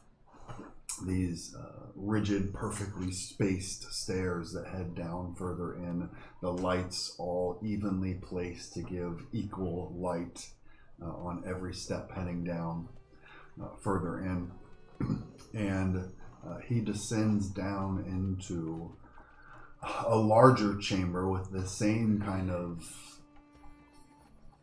empty, austere quality to it. Just almost like a big open box. White marble floor. There is wood paneling on the stone walls around you of this dark, rich wood. Your footsteps almost kind of echo out into this large open chamber in front of you, and all that you see in the chamber at the other end is a set of wooden double doors, and just in front of that is this desk where there is a ribbit woman with these big like bug-eyed glasses that kind of make her frog eyes even bigger in them, and she's just kind of scratching away at a notepad as you all come in. And you can see, despite the grand size of this room, the desk she sits at is kind of dwarfed in the space, and there are two chairs in front of it that it's all kind of like, there's just so much empty space, which is these three pieces of furniture sitting in front of that one doorway. And she looks up as your footsteps come down into the chamber with all of you, with her. Her big eyes kind of blink behind the glasses a few times. She looks at all of you, makes a final note in the ledger she's working on, and just says, please, have a seat. Sure. Father is expecting you. Okay. This place is huge. Yes. Are you cold? She starts scratching in her notes again. Okay, nobody likes to talk anymore. Amran kicks back, kind of crossing his boots, crossing his ankles over each other, leans back with the cigar that he's finishing up, kind of taking the last few puffs of it before he like awkwardly looks and sees there's like nowhere to put the butt of the cigar, so he just clenches it between his teeth. It's like, yeah, has a weird vibe to it, this place. They're not much for frivolities. Yeah. You come down here often? No. Most of my orders, I mean, they come from Father, but he sends them through other means. Huh. You think I'm in trouble? I think so. I mean, I guess if I'm in trouble, then you're probably in trouble, because you're kind of like, you know, responsible. I'm your handler, I'm not your dad. You're my handler. Exactly. You're really responsible. So, I mean, it's just like, if I'm in trouble, you're in trouble. Right? I don't think you're in trouble. Okay, good. And if you are... Because I've been doing my very best. You know it. I succeeded in my first mission. I do. Yeah. And we won, the thing. The whole tournament. Why would we be in trouble? We wouldn't be in trouble. What's wrong with me? Do you have a guilty conscience, or...? No, I don't know. Just like it's a little nerve-wracking. I mean, I've never met Father before, and now here I am in this giant room, the tiny desk, and why are her glasses so big? I believe she's a bit nearsighted. Oh. I don't know. She's kind of a lot to take in. Seemingly without any notice or notification, the ribbit secretary kind of stops scratching in her little ledger, looks up and says, he'll see you now. Okay. Should I, curtsy or something when I meet him? I don't know. We didn't go over that. Just call him Father? Just give him a big hug? Amaran gives a bit of a smirk and just says, just be yourself. Good luck. Are you sure? You're not coming? You didn't ask for a meeting with me. You're afraid I'm in trouble. It's fine. Whatever. I can handle it. Sure you can. Good luck. Okay, thanks. So just through that door. That one big door. That's where I go. Okay. Not in trouble. Okay, here I go. You walk forward around the secretary's desk. She immediately, Does she toss her hair? Because I'll toss mine. No, she immediately just tosses you from her train of thought and goes back to scratching out whatever she's scratching away at. As you walk around the desk and head up, and you can see the doors are kind of a bit oversized to where the knobs look like they're in the wrong place just because the door's so tall. And they are, the most lavishly decorated thing in this vast chamber, and it's sparse carving on this rich wood. You go up, turn the knob. It's unlocked. The door opens quietly in front of you. You see a much smaller, quainter chamber within. A thick rug on the cold floor beneath your feet that kind of gives it a bit more warmth. There's a hearth burning on one side that gives some additional warmth to this subterranean room. A number of paintings along the wall, as well as what looks like a framed, probably a duplicate, but maybe the original of the first treaty that united the princedoms. Actually kind of formed the princedoms out of the kingdoms that they once were, forming the Grand Kingdom as a whole. With the signatures of the now High Princes underneath and the High King at the very bottom of it. Very much a relic of recent history in the forming of the kingdom. And the other wall is completely lined in shelves of books, of histories and government, political theories, all manner of sources of books. And there is a simple wooden desk opposite the door where you come in from, where you can see the tall leather-backed chair facing away from you. Of course. Okay.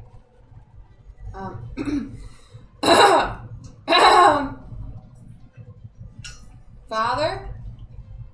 As I walk in. You see the chair shift slightly. You step in and close the door. And you hear all too familiar voice. Please don't call me that. You hear your brother. Whose name is Darren. Chair turns slowly. A golden mane, luxurious hair flowing from the galapa head.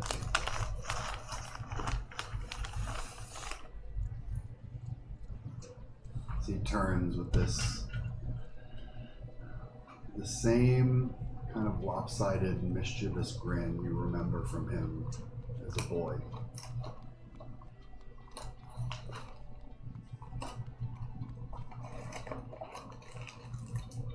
Yeah, Tulok is also very awestruck in the moment, you know. You can see she's got every range of emotion very expressively shown on her face, from like, oh my god, you're alive, to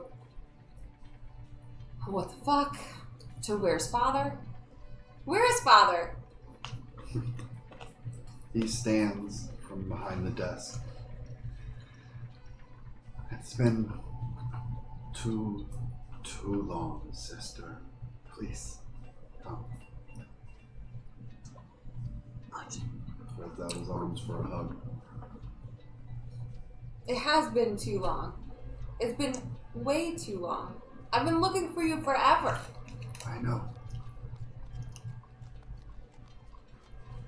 May I please? You're just down here in the basement, just hanging out with all your stuff and your fireplace and your fancy secretary out there, and you can't even say hello to me?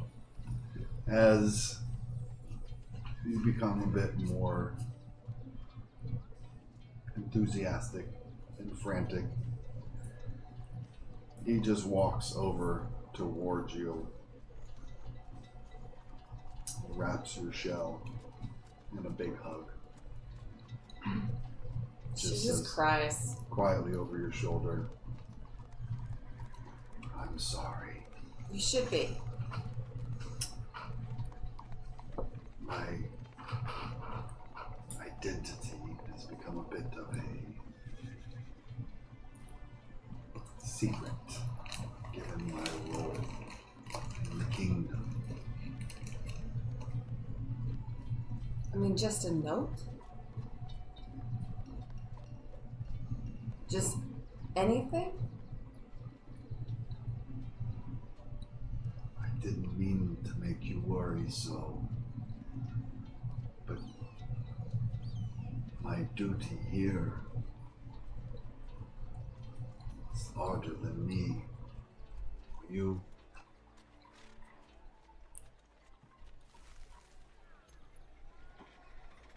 How did you even end up here? What is happening? Please, sister, sit. What? Moves one of the chairs for you. Rather than going back behind the desk, he pulls the other chair over to sit across from you. Good. He's kind of holding your hand in between his as he sits with his elbows on his knees. It has not been easy for me either to keep you at a distance. I thought you were dead. I know. Then I thought something must have happened to you and they're hiding you somewhere. Something did happen. An idea. An idea. Yes. Once things settled down in the kingdom, once Uncle Augie had secured his place, he sought me out among the defenders. I think he was just repentant of taking our parents. Yeah. But also just everywhere he goes, everyone he speaks with, they speak to the High King. Few rarely speak to the man in peace. I wanted a reminder of that. Remember who he was. It started with friendly conversations, but we grew to trust one another. I grew to learn, to understand better why he did what he did, why our parents did what they did. I hope you've forgiven them in some small way for leaving us. I mean, I'm here.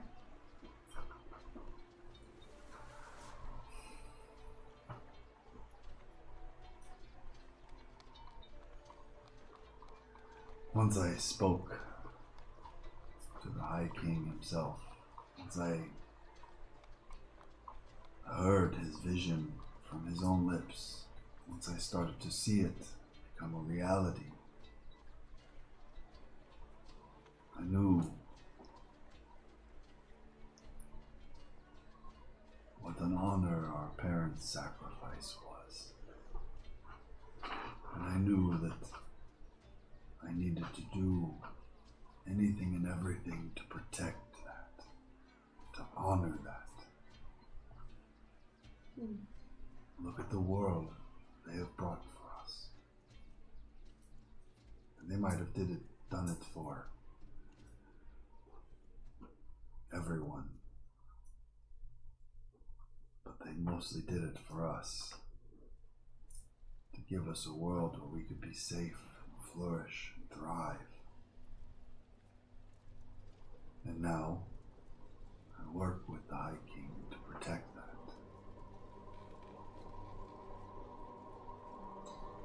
He is not a foolish man. And he knows that the power he has amassed is a dangerous thing. Any power in the wrong hands is dangerous, but power of this magnitude is too easy to be taken for granted. Right. That's why we have the shadow scales, to balance the power and make sure that the king is able to be checked if needed, and that there's. I know. Yeah, it all makes sense. That is why we, Uncle Augie and myself, formed the shadow scales. So you mean you made the shadow scales? They do call me father. Well, I'm not calling you father, so I'm not really sure how to make that work, because you're my little brother. I know. I would hope that you can maintain a professional appearance to those outside this office. I'm nothing but professional. Yeah. You should see me out there. I do my job. I'm good. I straight-faced all the time. I have heard.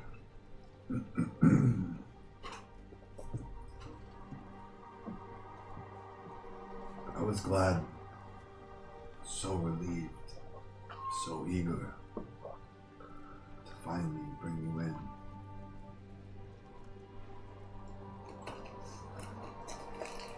I'm sorry it has taken so long. I'm sorry I have caused you such distress. It's fine. I mean, I guess. I mean, it's not fine. It's not fine. But I understand, I guess. I had hoped you would. Hold on. I just pull his hair. Just a little bit. Okay, I got it out of me. I just had to, there we go. It's like old times.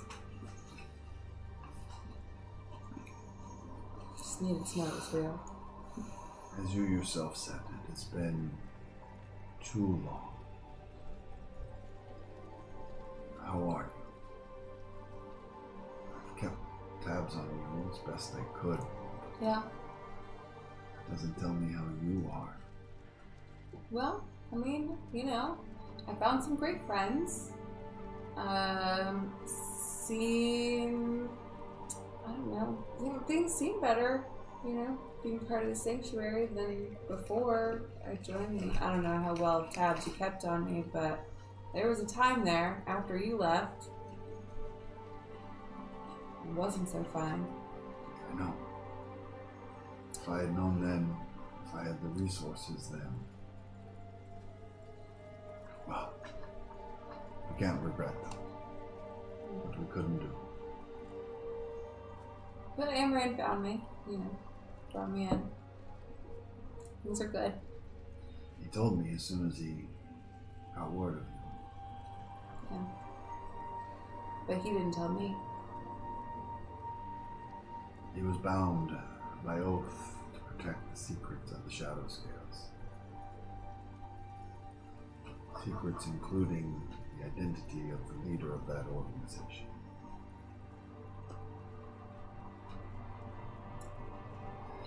But, yes, the High King and I discussed the dangers still prevalent and what we could do. He knew that even he, the High King, is just a man. Even he would need to be kept in check. And so the Shadow Scales were formed. An organization to gather information and knowledge, to read between the lines and find sources of corruption and tyranny among those who wield power, to root it out from the kingdom before it can spread, before it can take advantage of those that we must protect.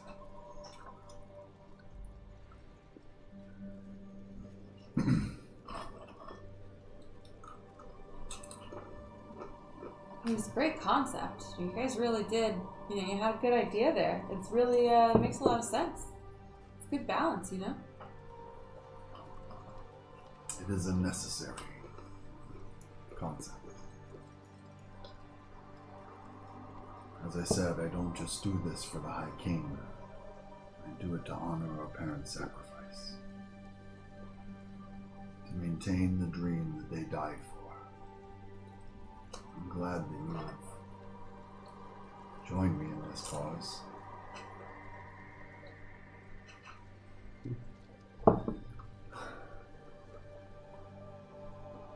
But that does bring up your latest reports. About the Shiner holes. The rifts, yes. And The some rifts, yeah. Yeah, that's what they were calling them.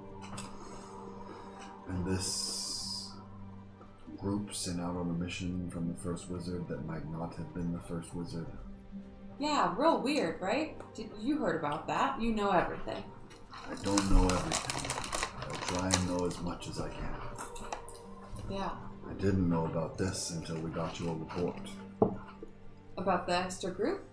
The side group? About a possible false first wizard. Yeah, I guess that's the big pointer there, right? Is that it probably wasn't the first wizard that gave him that. This first wizard doesn't remember ever saying that. Or she says she doesn't. I guess there is that too. What if she did just forget? Or she's lying. I don't know. She didn't have any tells. But I guess you don't get to be the first wizard by, having tells.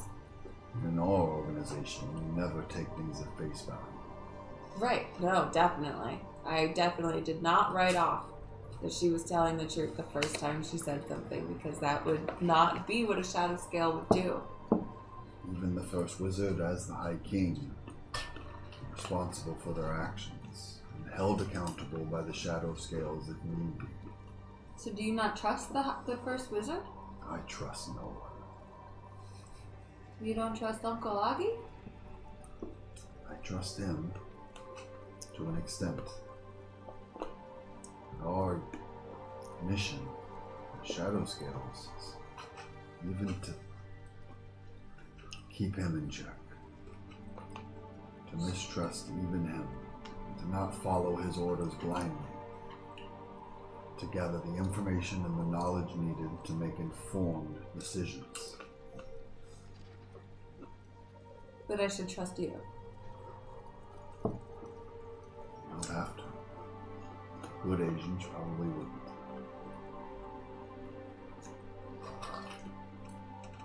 Gather the information to make your own decisions.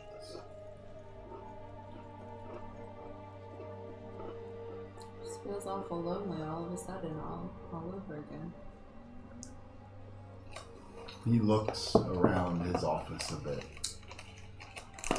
And you notice now, what kind of passed your attention before, you recognize some of the art on the walls. It's the art that hung in your home as a child. The desk itself belonged to your father. He just says, if your conjectures have merit and there is mounting evidence that something is amiss, it's our duty as the Shadow Scales to find out what.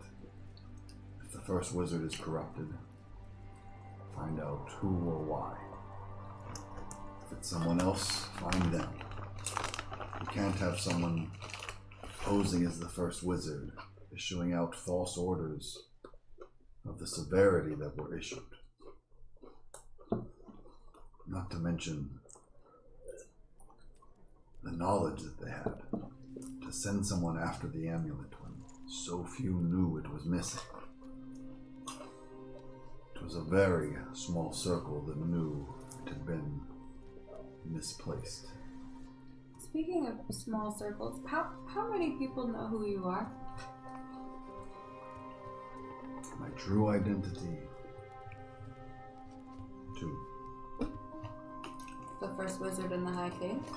You and the High King. The first wizard doesn't know who you are? She knows me. She knows me as father.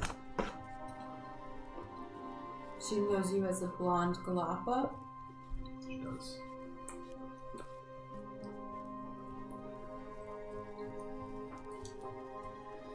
But So the first wizard is trying to get us to go out to Marat to look into the rift out there. there is a rift. Wanna?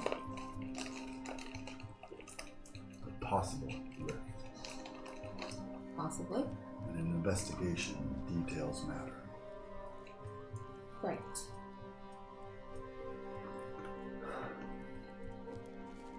Might be good.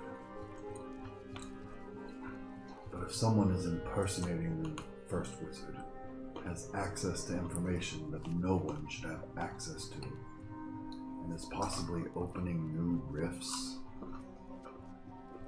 it is our duty, in the memory of our parents' sacrifice, to find who this person is. Wouldn't it just make sense, as the father, to, I don't know, change some security protocols, maybe have the first wizard and the High King carry around different or new credentials? These have been put in place. I've also had them under surveillance. Neither has shown any suspicious activity. Do they know they're under surveillance? I hope not. But if they did, the High King authorized me for such activities. Not even he is above our scrutiny. The question I always ask myself when I come across plots and schemes like this: who stands to gain from it? Who stands to gain from all of this? Is it a play for the crown? Is it something else? Why are they opening rifts? Why were they concerned about the amulet? I don't know, what'd you come up with? Well, if the amulet is able to detect and locate rifts, and someone's trying to open new ones secretly, I wouldn't want such a device out there in the world.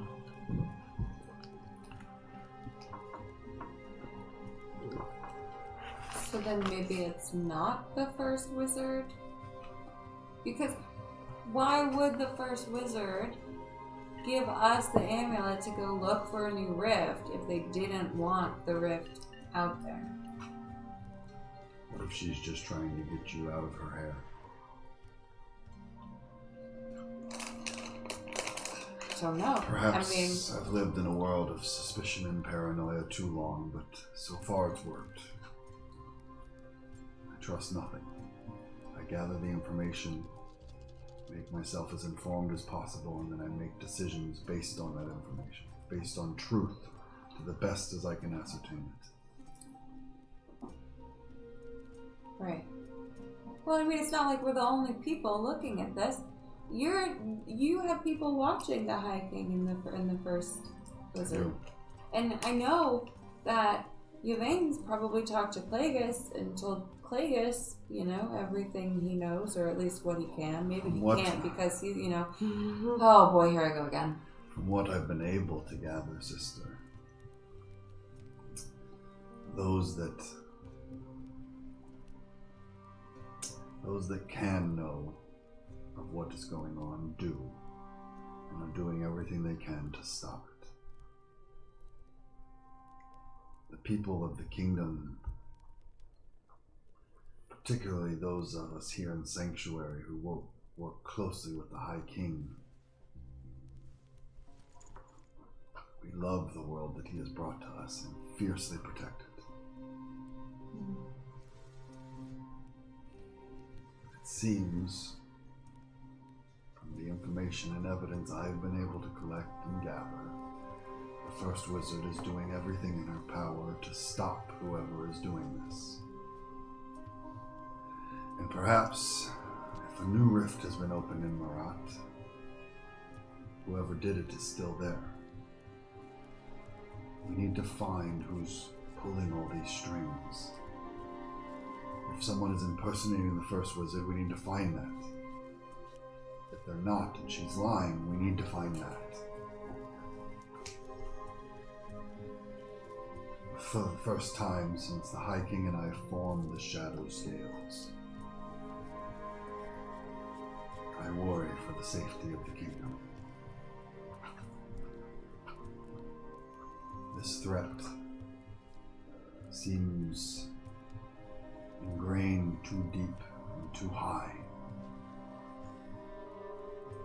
The power they've been able to manipulate, the knowledge that they have access to, is too much. I hope my own suspicions and paranoia aren't getting the best of me, but as I said, I don't trust anyone. But I hope and trust you to help me in this sacred mission. I mean, I'm here, I'm in it. Whatever's going on, you and your friends do seem to be at the heart of it. I don't know how that happened. Honestly, Yvain and I were on our first missions, and somehow we just got thrown into the biggest mission ever. Perhaps it's fate. Perhaps our parents still look out, guiding our paths as they did while we were children. You think so? I hope so. I hope that they're proud of what we've become, what we've helped the High King achieve.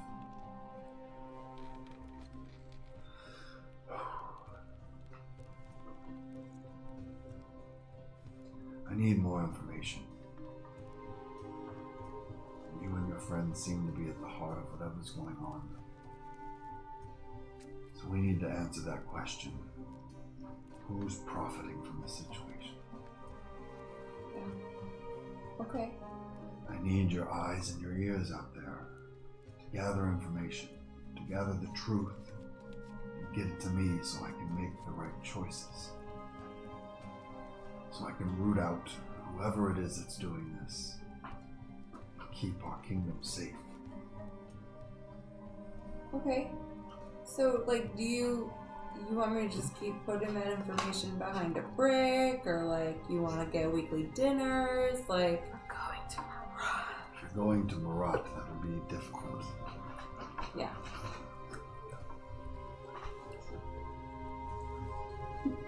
You're gonna get a rock now too. He stands, going back over towards the desk that you now recognize as being your father's desk. You can see the spot in the leg where the two of you as children had carved into the desk leg while you were waiting underneath while your father worked. And despite the rest of the desk being kind of restored and maintained and polished, that little imperfection, as it were, has remained. He goes back and slides open a drawer. He brings out a small crystal, smaller than the palm of your hand. Brings it back around, kind of placing it into your hand. He says, "This can get a message out once a week. Anything important, get word to us." Okay. And just like talk to you for like 20 minutes into it, or is it more like a, just maybe a sentence or two? You'll have a few moments to get the message out. Okay. Yeah, sometimes I can be a little long-winded, especially when I'm giving a report. You just out there and oh my gosh, when I start going, I'm doing it again. He says, yes. Seeing Amron after he's dealt with you is always amusing. He loves it. I think he might resent me a bit. But can we pretend that I just got into a lot of trouble and now he's in big trouble? why would he be in trouble for you being in trouble? I don't know, because he's my handler. Like, I had him convinced out there. Can we just do that? Come on. He knows our agents are trained to work independently. Any responsibility lies on them alone. Well, this would... Okay. Plus, Fun? No fun. I see. Responsibility made you no fun. I have plenty of fun in my own time. But Amram is under my oversight. There needs to be a certain boundary maintained. Right.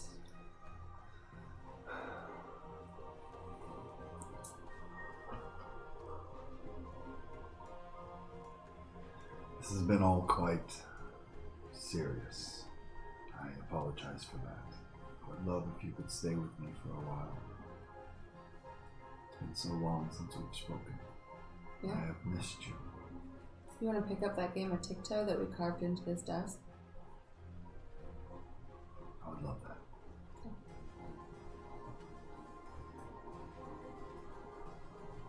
I hope that you can find us some of the answers that we need. I'll do what I can. I can't make any promises. You know? But,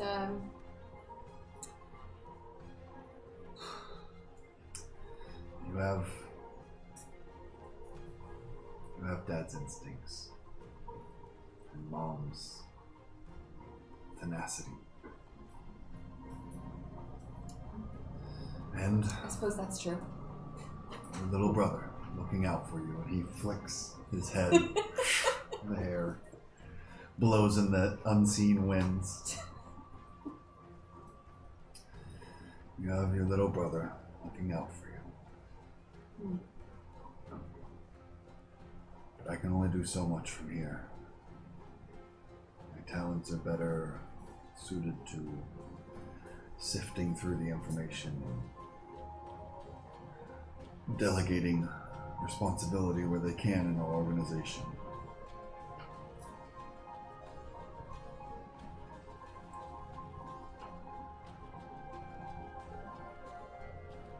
If this is as bad as I fear, take everything we have to stop it. Keep the kingdom in one piece.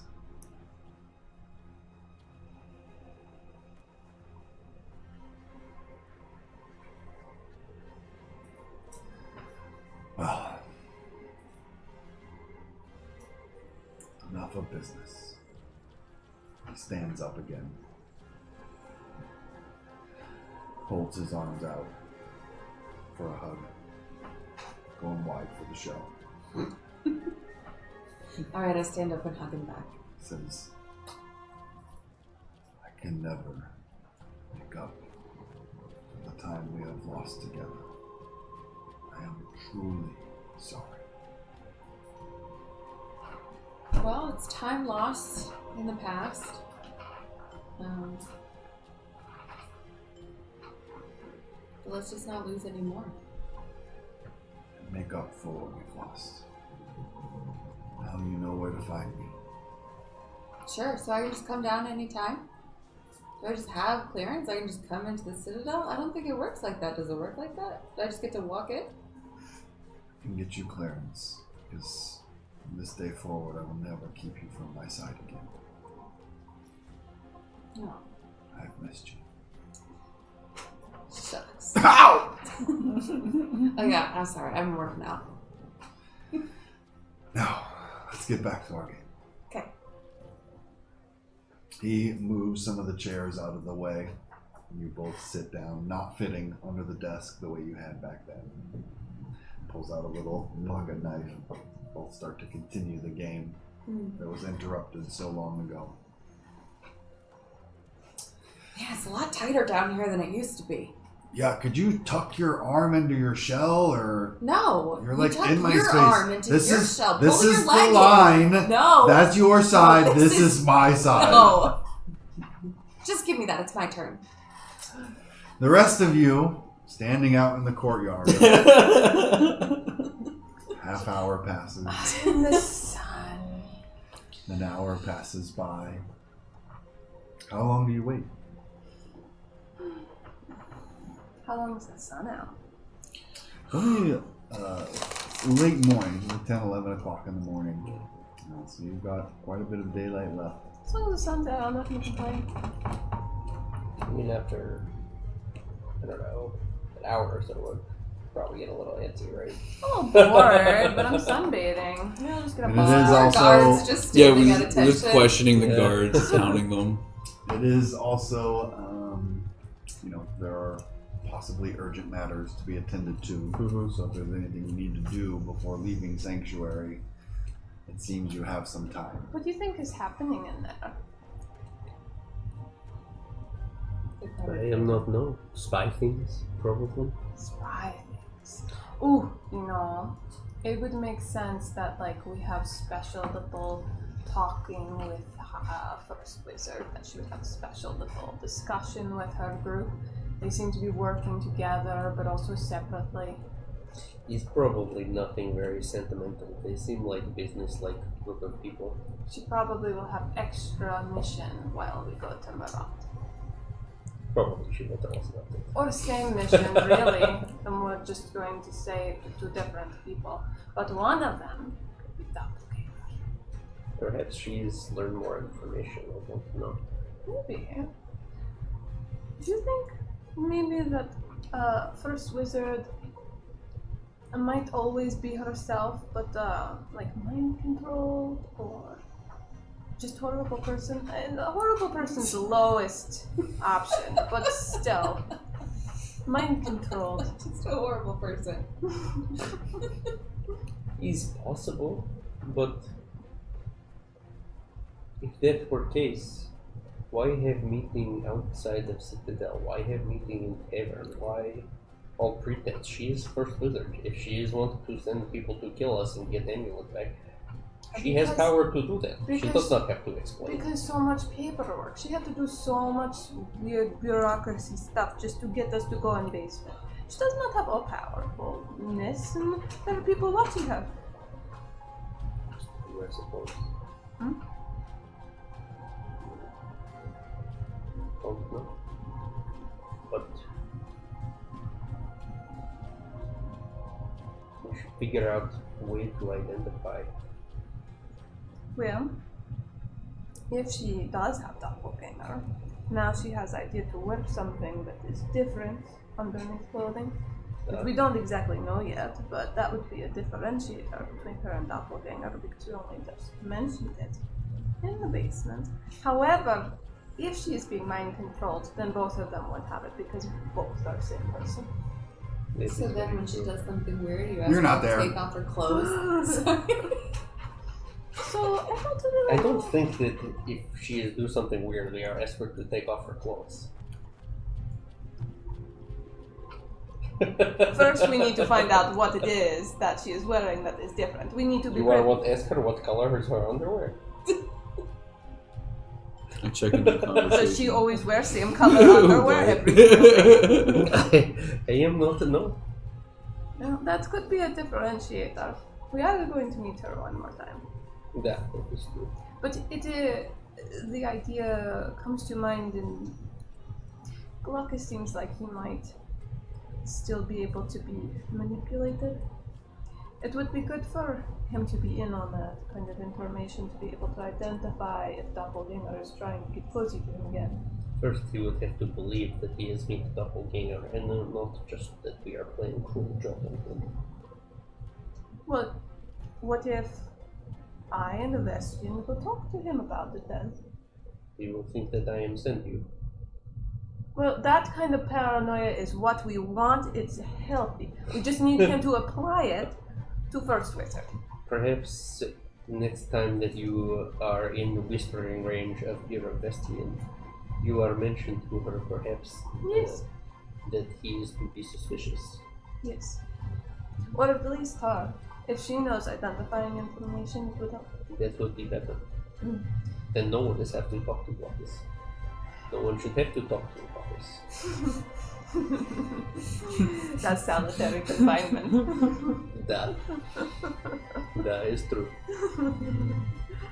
Protective custody. For everyone else. Restraining order. I would mistake tether him. To highest point of the tower. I am starting to get hungry, and perhaps she is not come out this way. Yeah, she will find us eventually. I should have telepathy. Oh, I should have telepathy. I'm still attached to you. Soldier. The dragon defender who preceded us into the citadel, you are recognized? I went in before you? The Long hair. long hair, shell. I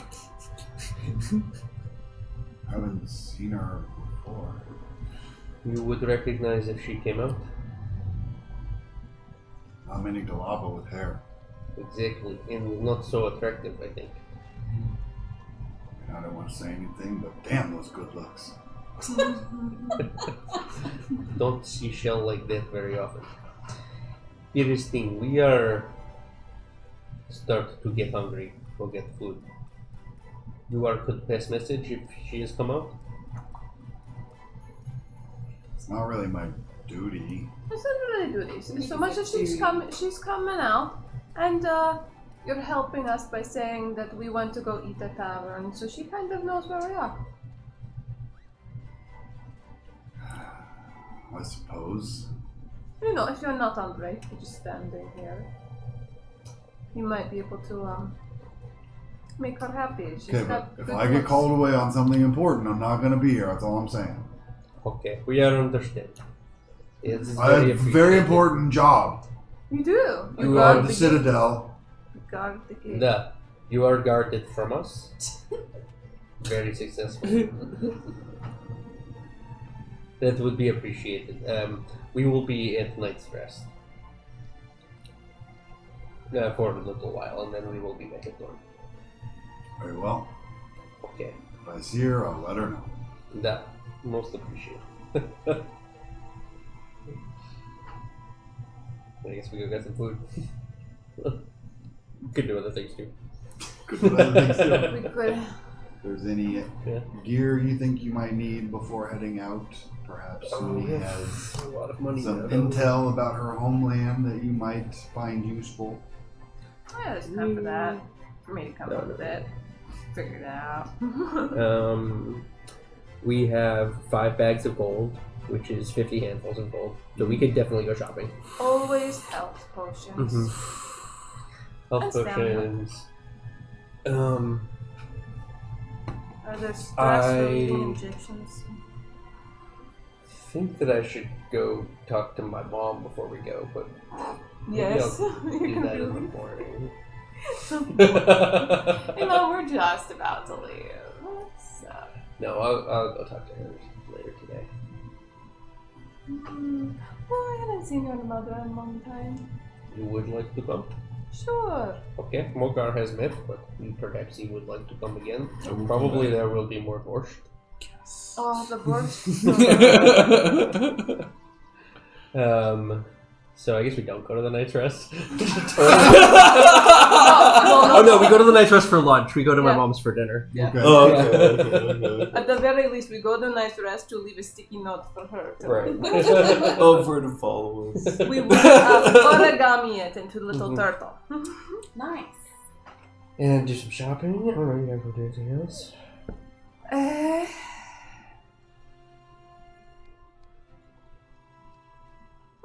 I mean, I could ditch you to go see Vestian, but... Maybe you do. Yeah, we are going to be leaving on perilous adventure. Mm-hmm. And I don't think I can pay her enough to leave. We did not get that much money.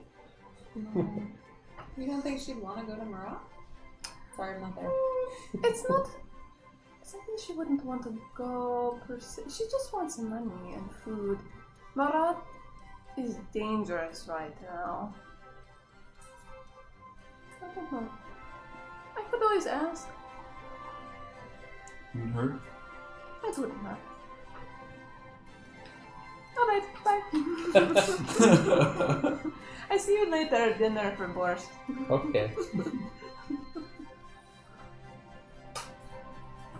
You head off to find Vestian. Yep.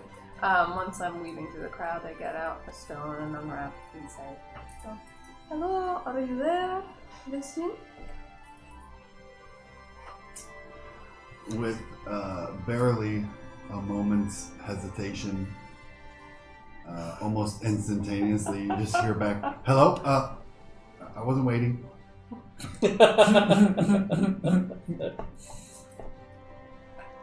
Hey, how have you been? Where are you?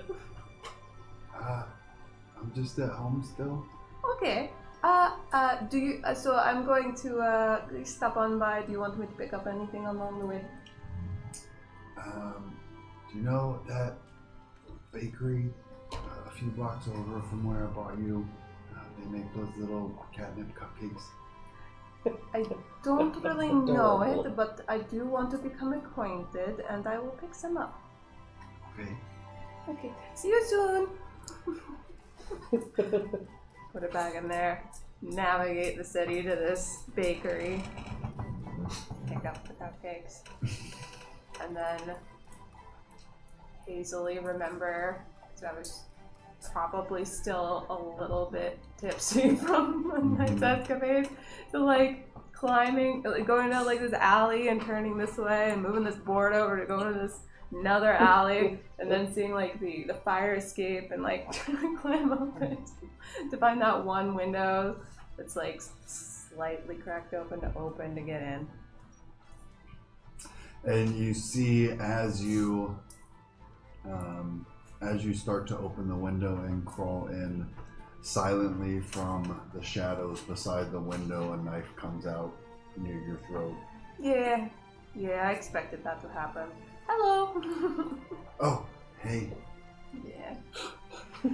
Here are cupcakes. The window closes, leaving the two of you in privacy. And you two are going to your mom, back to your mom's? Well, we were gonna bring Sudi, but Sudi left. I'm going to shop for dinner. I guess we could go shopping for the afternoon. Yeah. I don't know if anybody else wants anything. Good. Head over to Balthazar's Bazaar. Yeah. Um, Or, we could just go have lunch and see what happens. I don't know. What do you want to do? I personally know that I would like an item, but it's just up to what you think should be happening. I think. I recommended headgear because we are going to desert. Protect yourself. So, like big, heavy metal helmets. That's exactly what I would say. Who wouldn't want a heavy metal helmet in the desert? I think for my own sanity, maybe we'll hold shopping until the whole group is together, so we can just get a group shopping spree out of the way rather than multiple sessions of one character. Okay, I'm going now. Give me the gold. Also Pass it water. along. Yeah, that's totally fine. I think that we go to the night's rest and hang out and wait for Tula. I don't know how long Tula takes. Probably get bored after a while. How long do you spend? I'm there with my brother who I haven't seen in He seems 20 years, maybe 15 years. He seems willing and happy to spend as much time with you as he can. He is often running.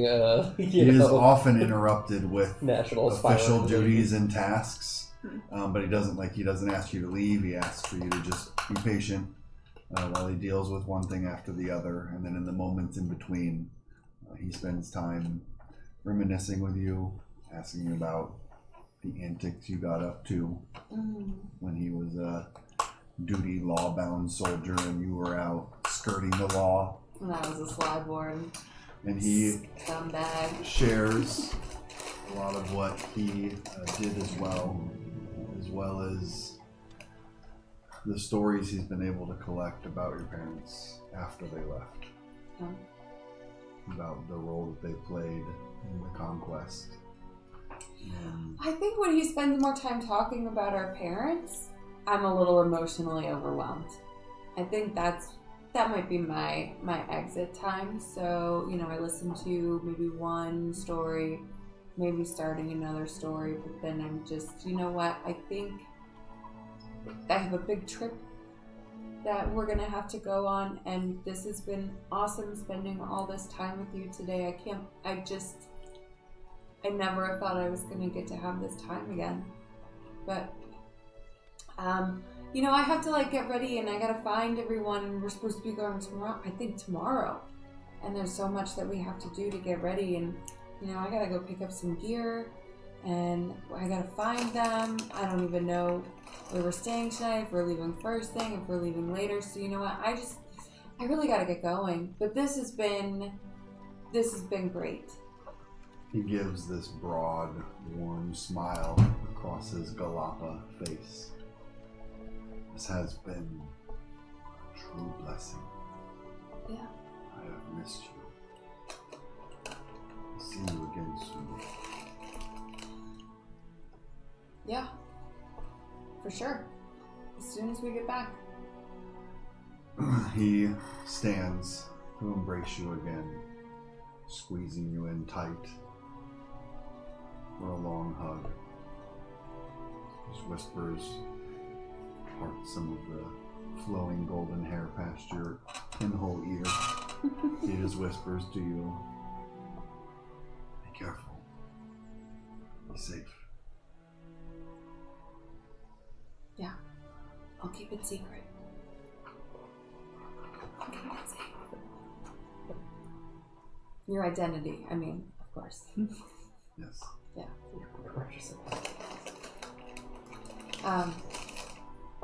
All right. Well, if I don't go now, I'm probably not going to go. So I just don't disappear, and I'll see you when I get back. I'm here. And I just go super fast. You head out the door. Yeah. The Ribbit secretary still there, scratching away in a little ledger. Amran looks like he's lit up another cigar as he's just there waiting for you. You're still here? Sees you come out and he stands up and goes, yeah, I didn't have orders to leave or anything. You're not in charge of me. No. You're But not. honestly, I kind of felt like you might get lost getting out of here. I mean, now that it's out of the bag, you're not. There's a reason you still have a job. Oh my god. He goes to walk you out. Damn. And that's where we'll pick up next session. Wow. Good old nepotism. Thank you all for joining us this week. Hope you enjoyed the continued hijinks by Jax. We will pick up with this next week and find out where the adventures unfold from here. Possibly in Marat. Sounds like that's where you're going, hopefully. I'll prepare for anything. Probably Marat. We'll see you guys all next time. Be good to yourselves. Be good to each other.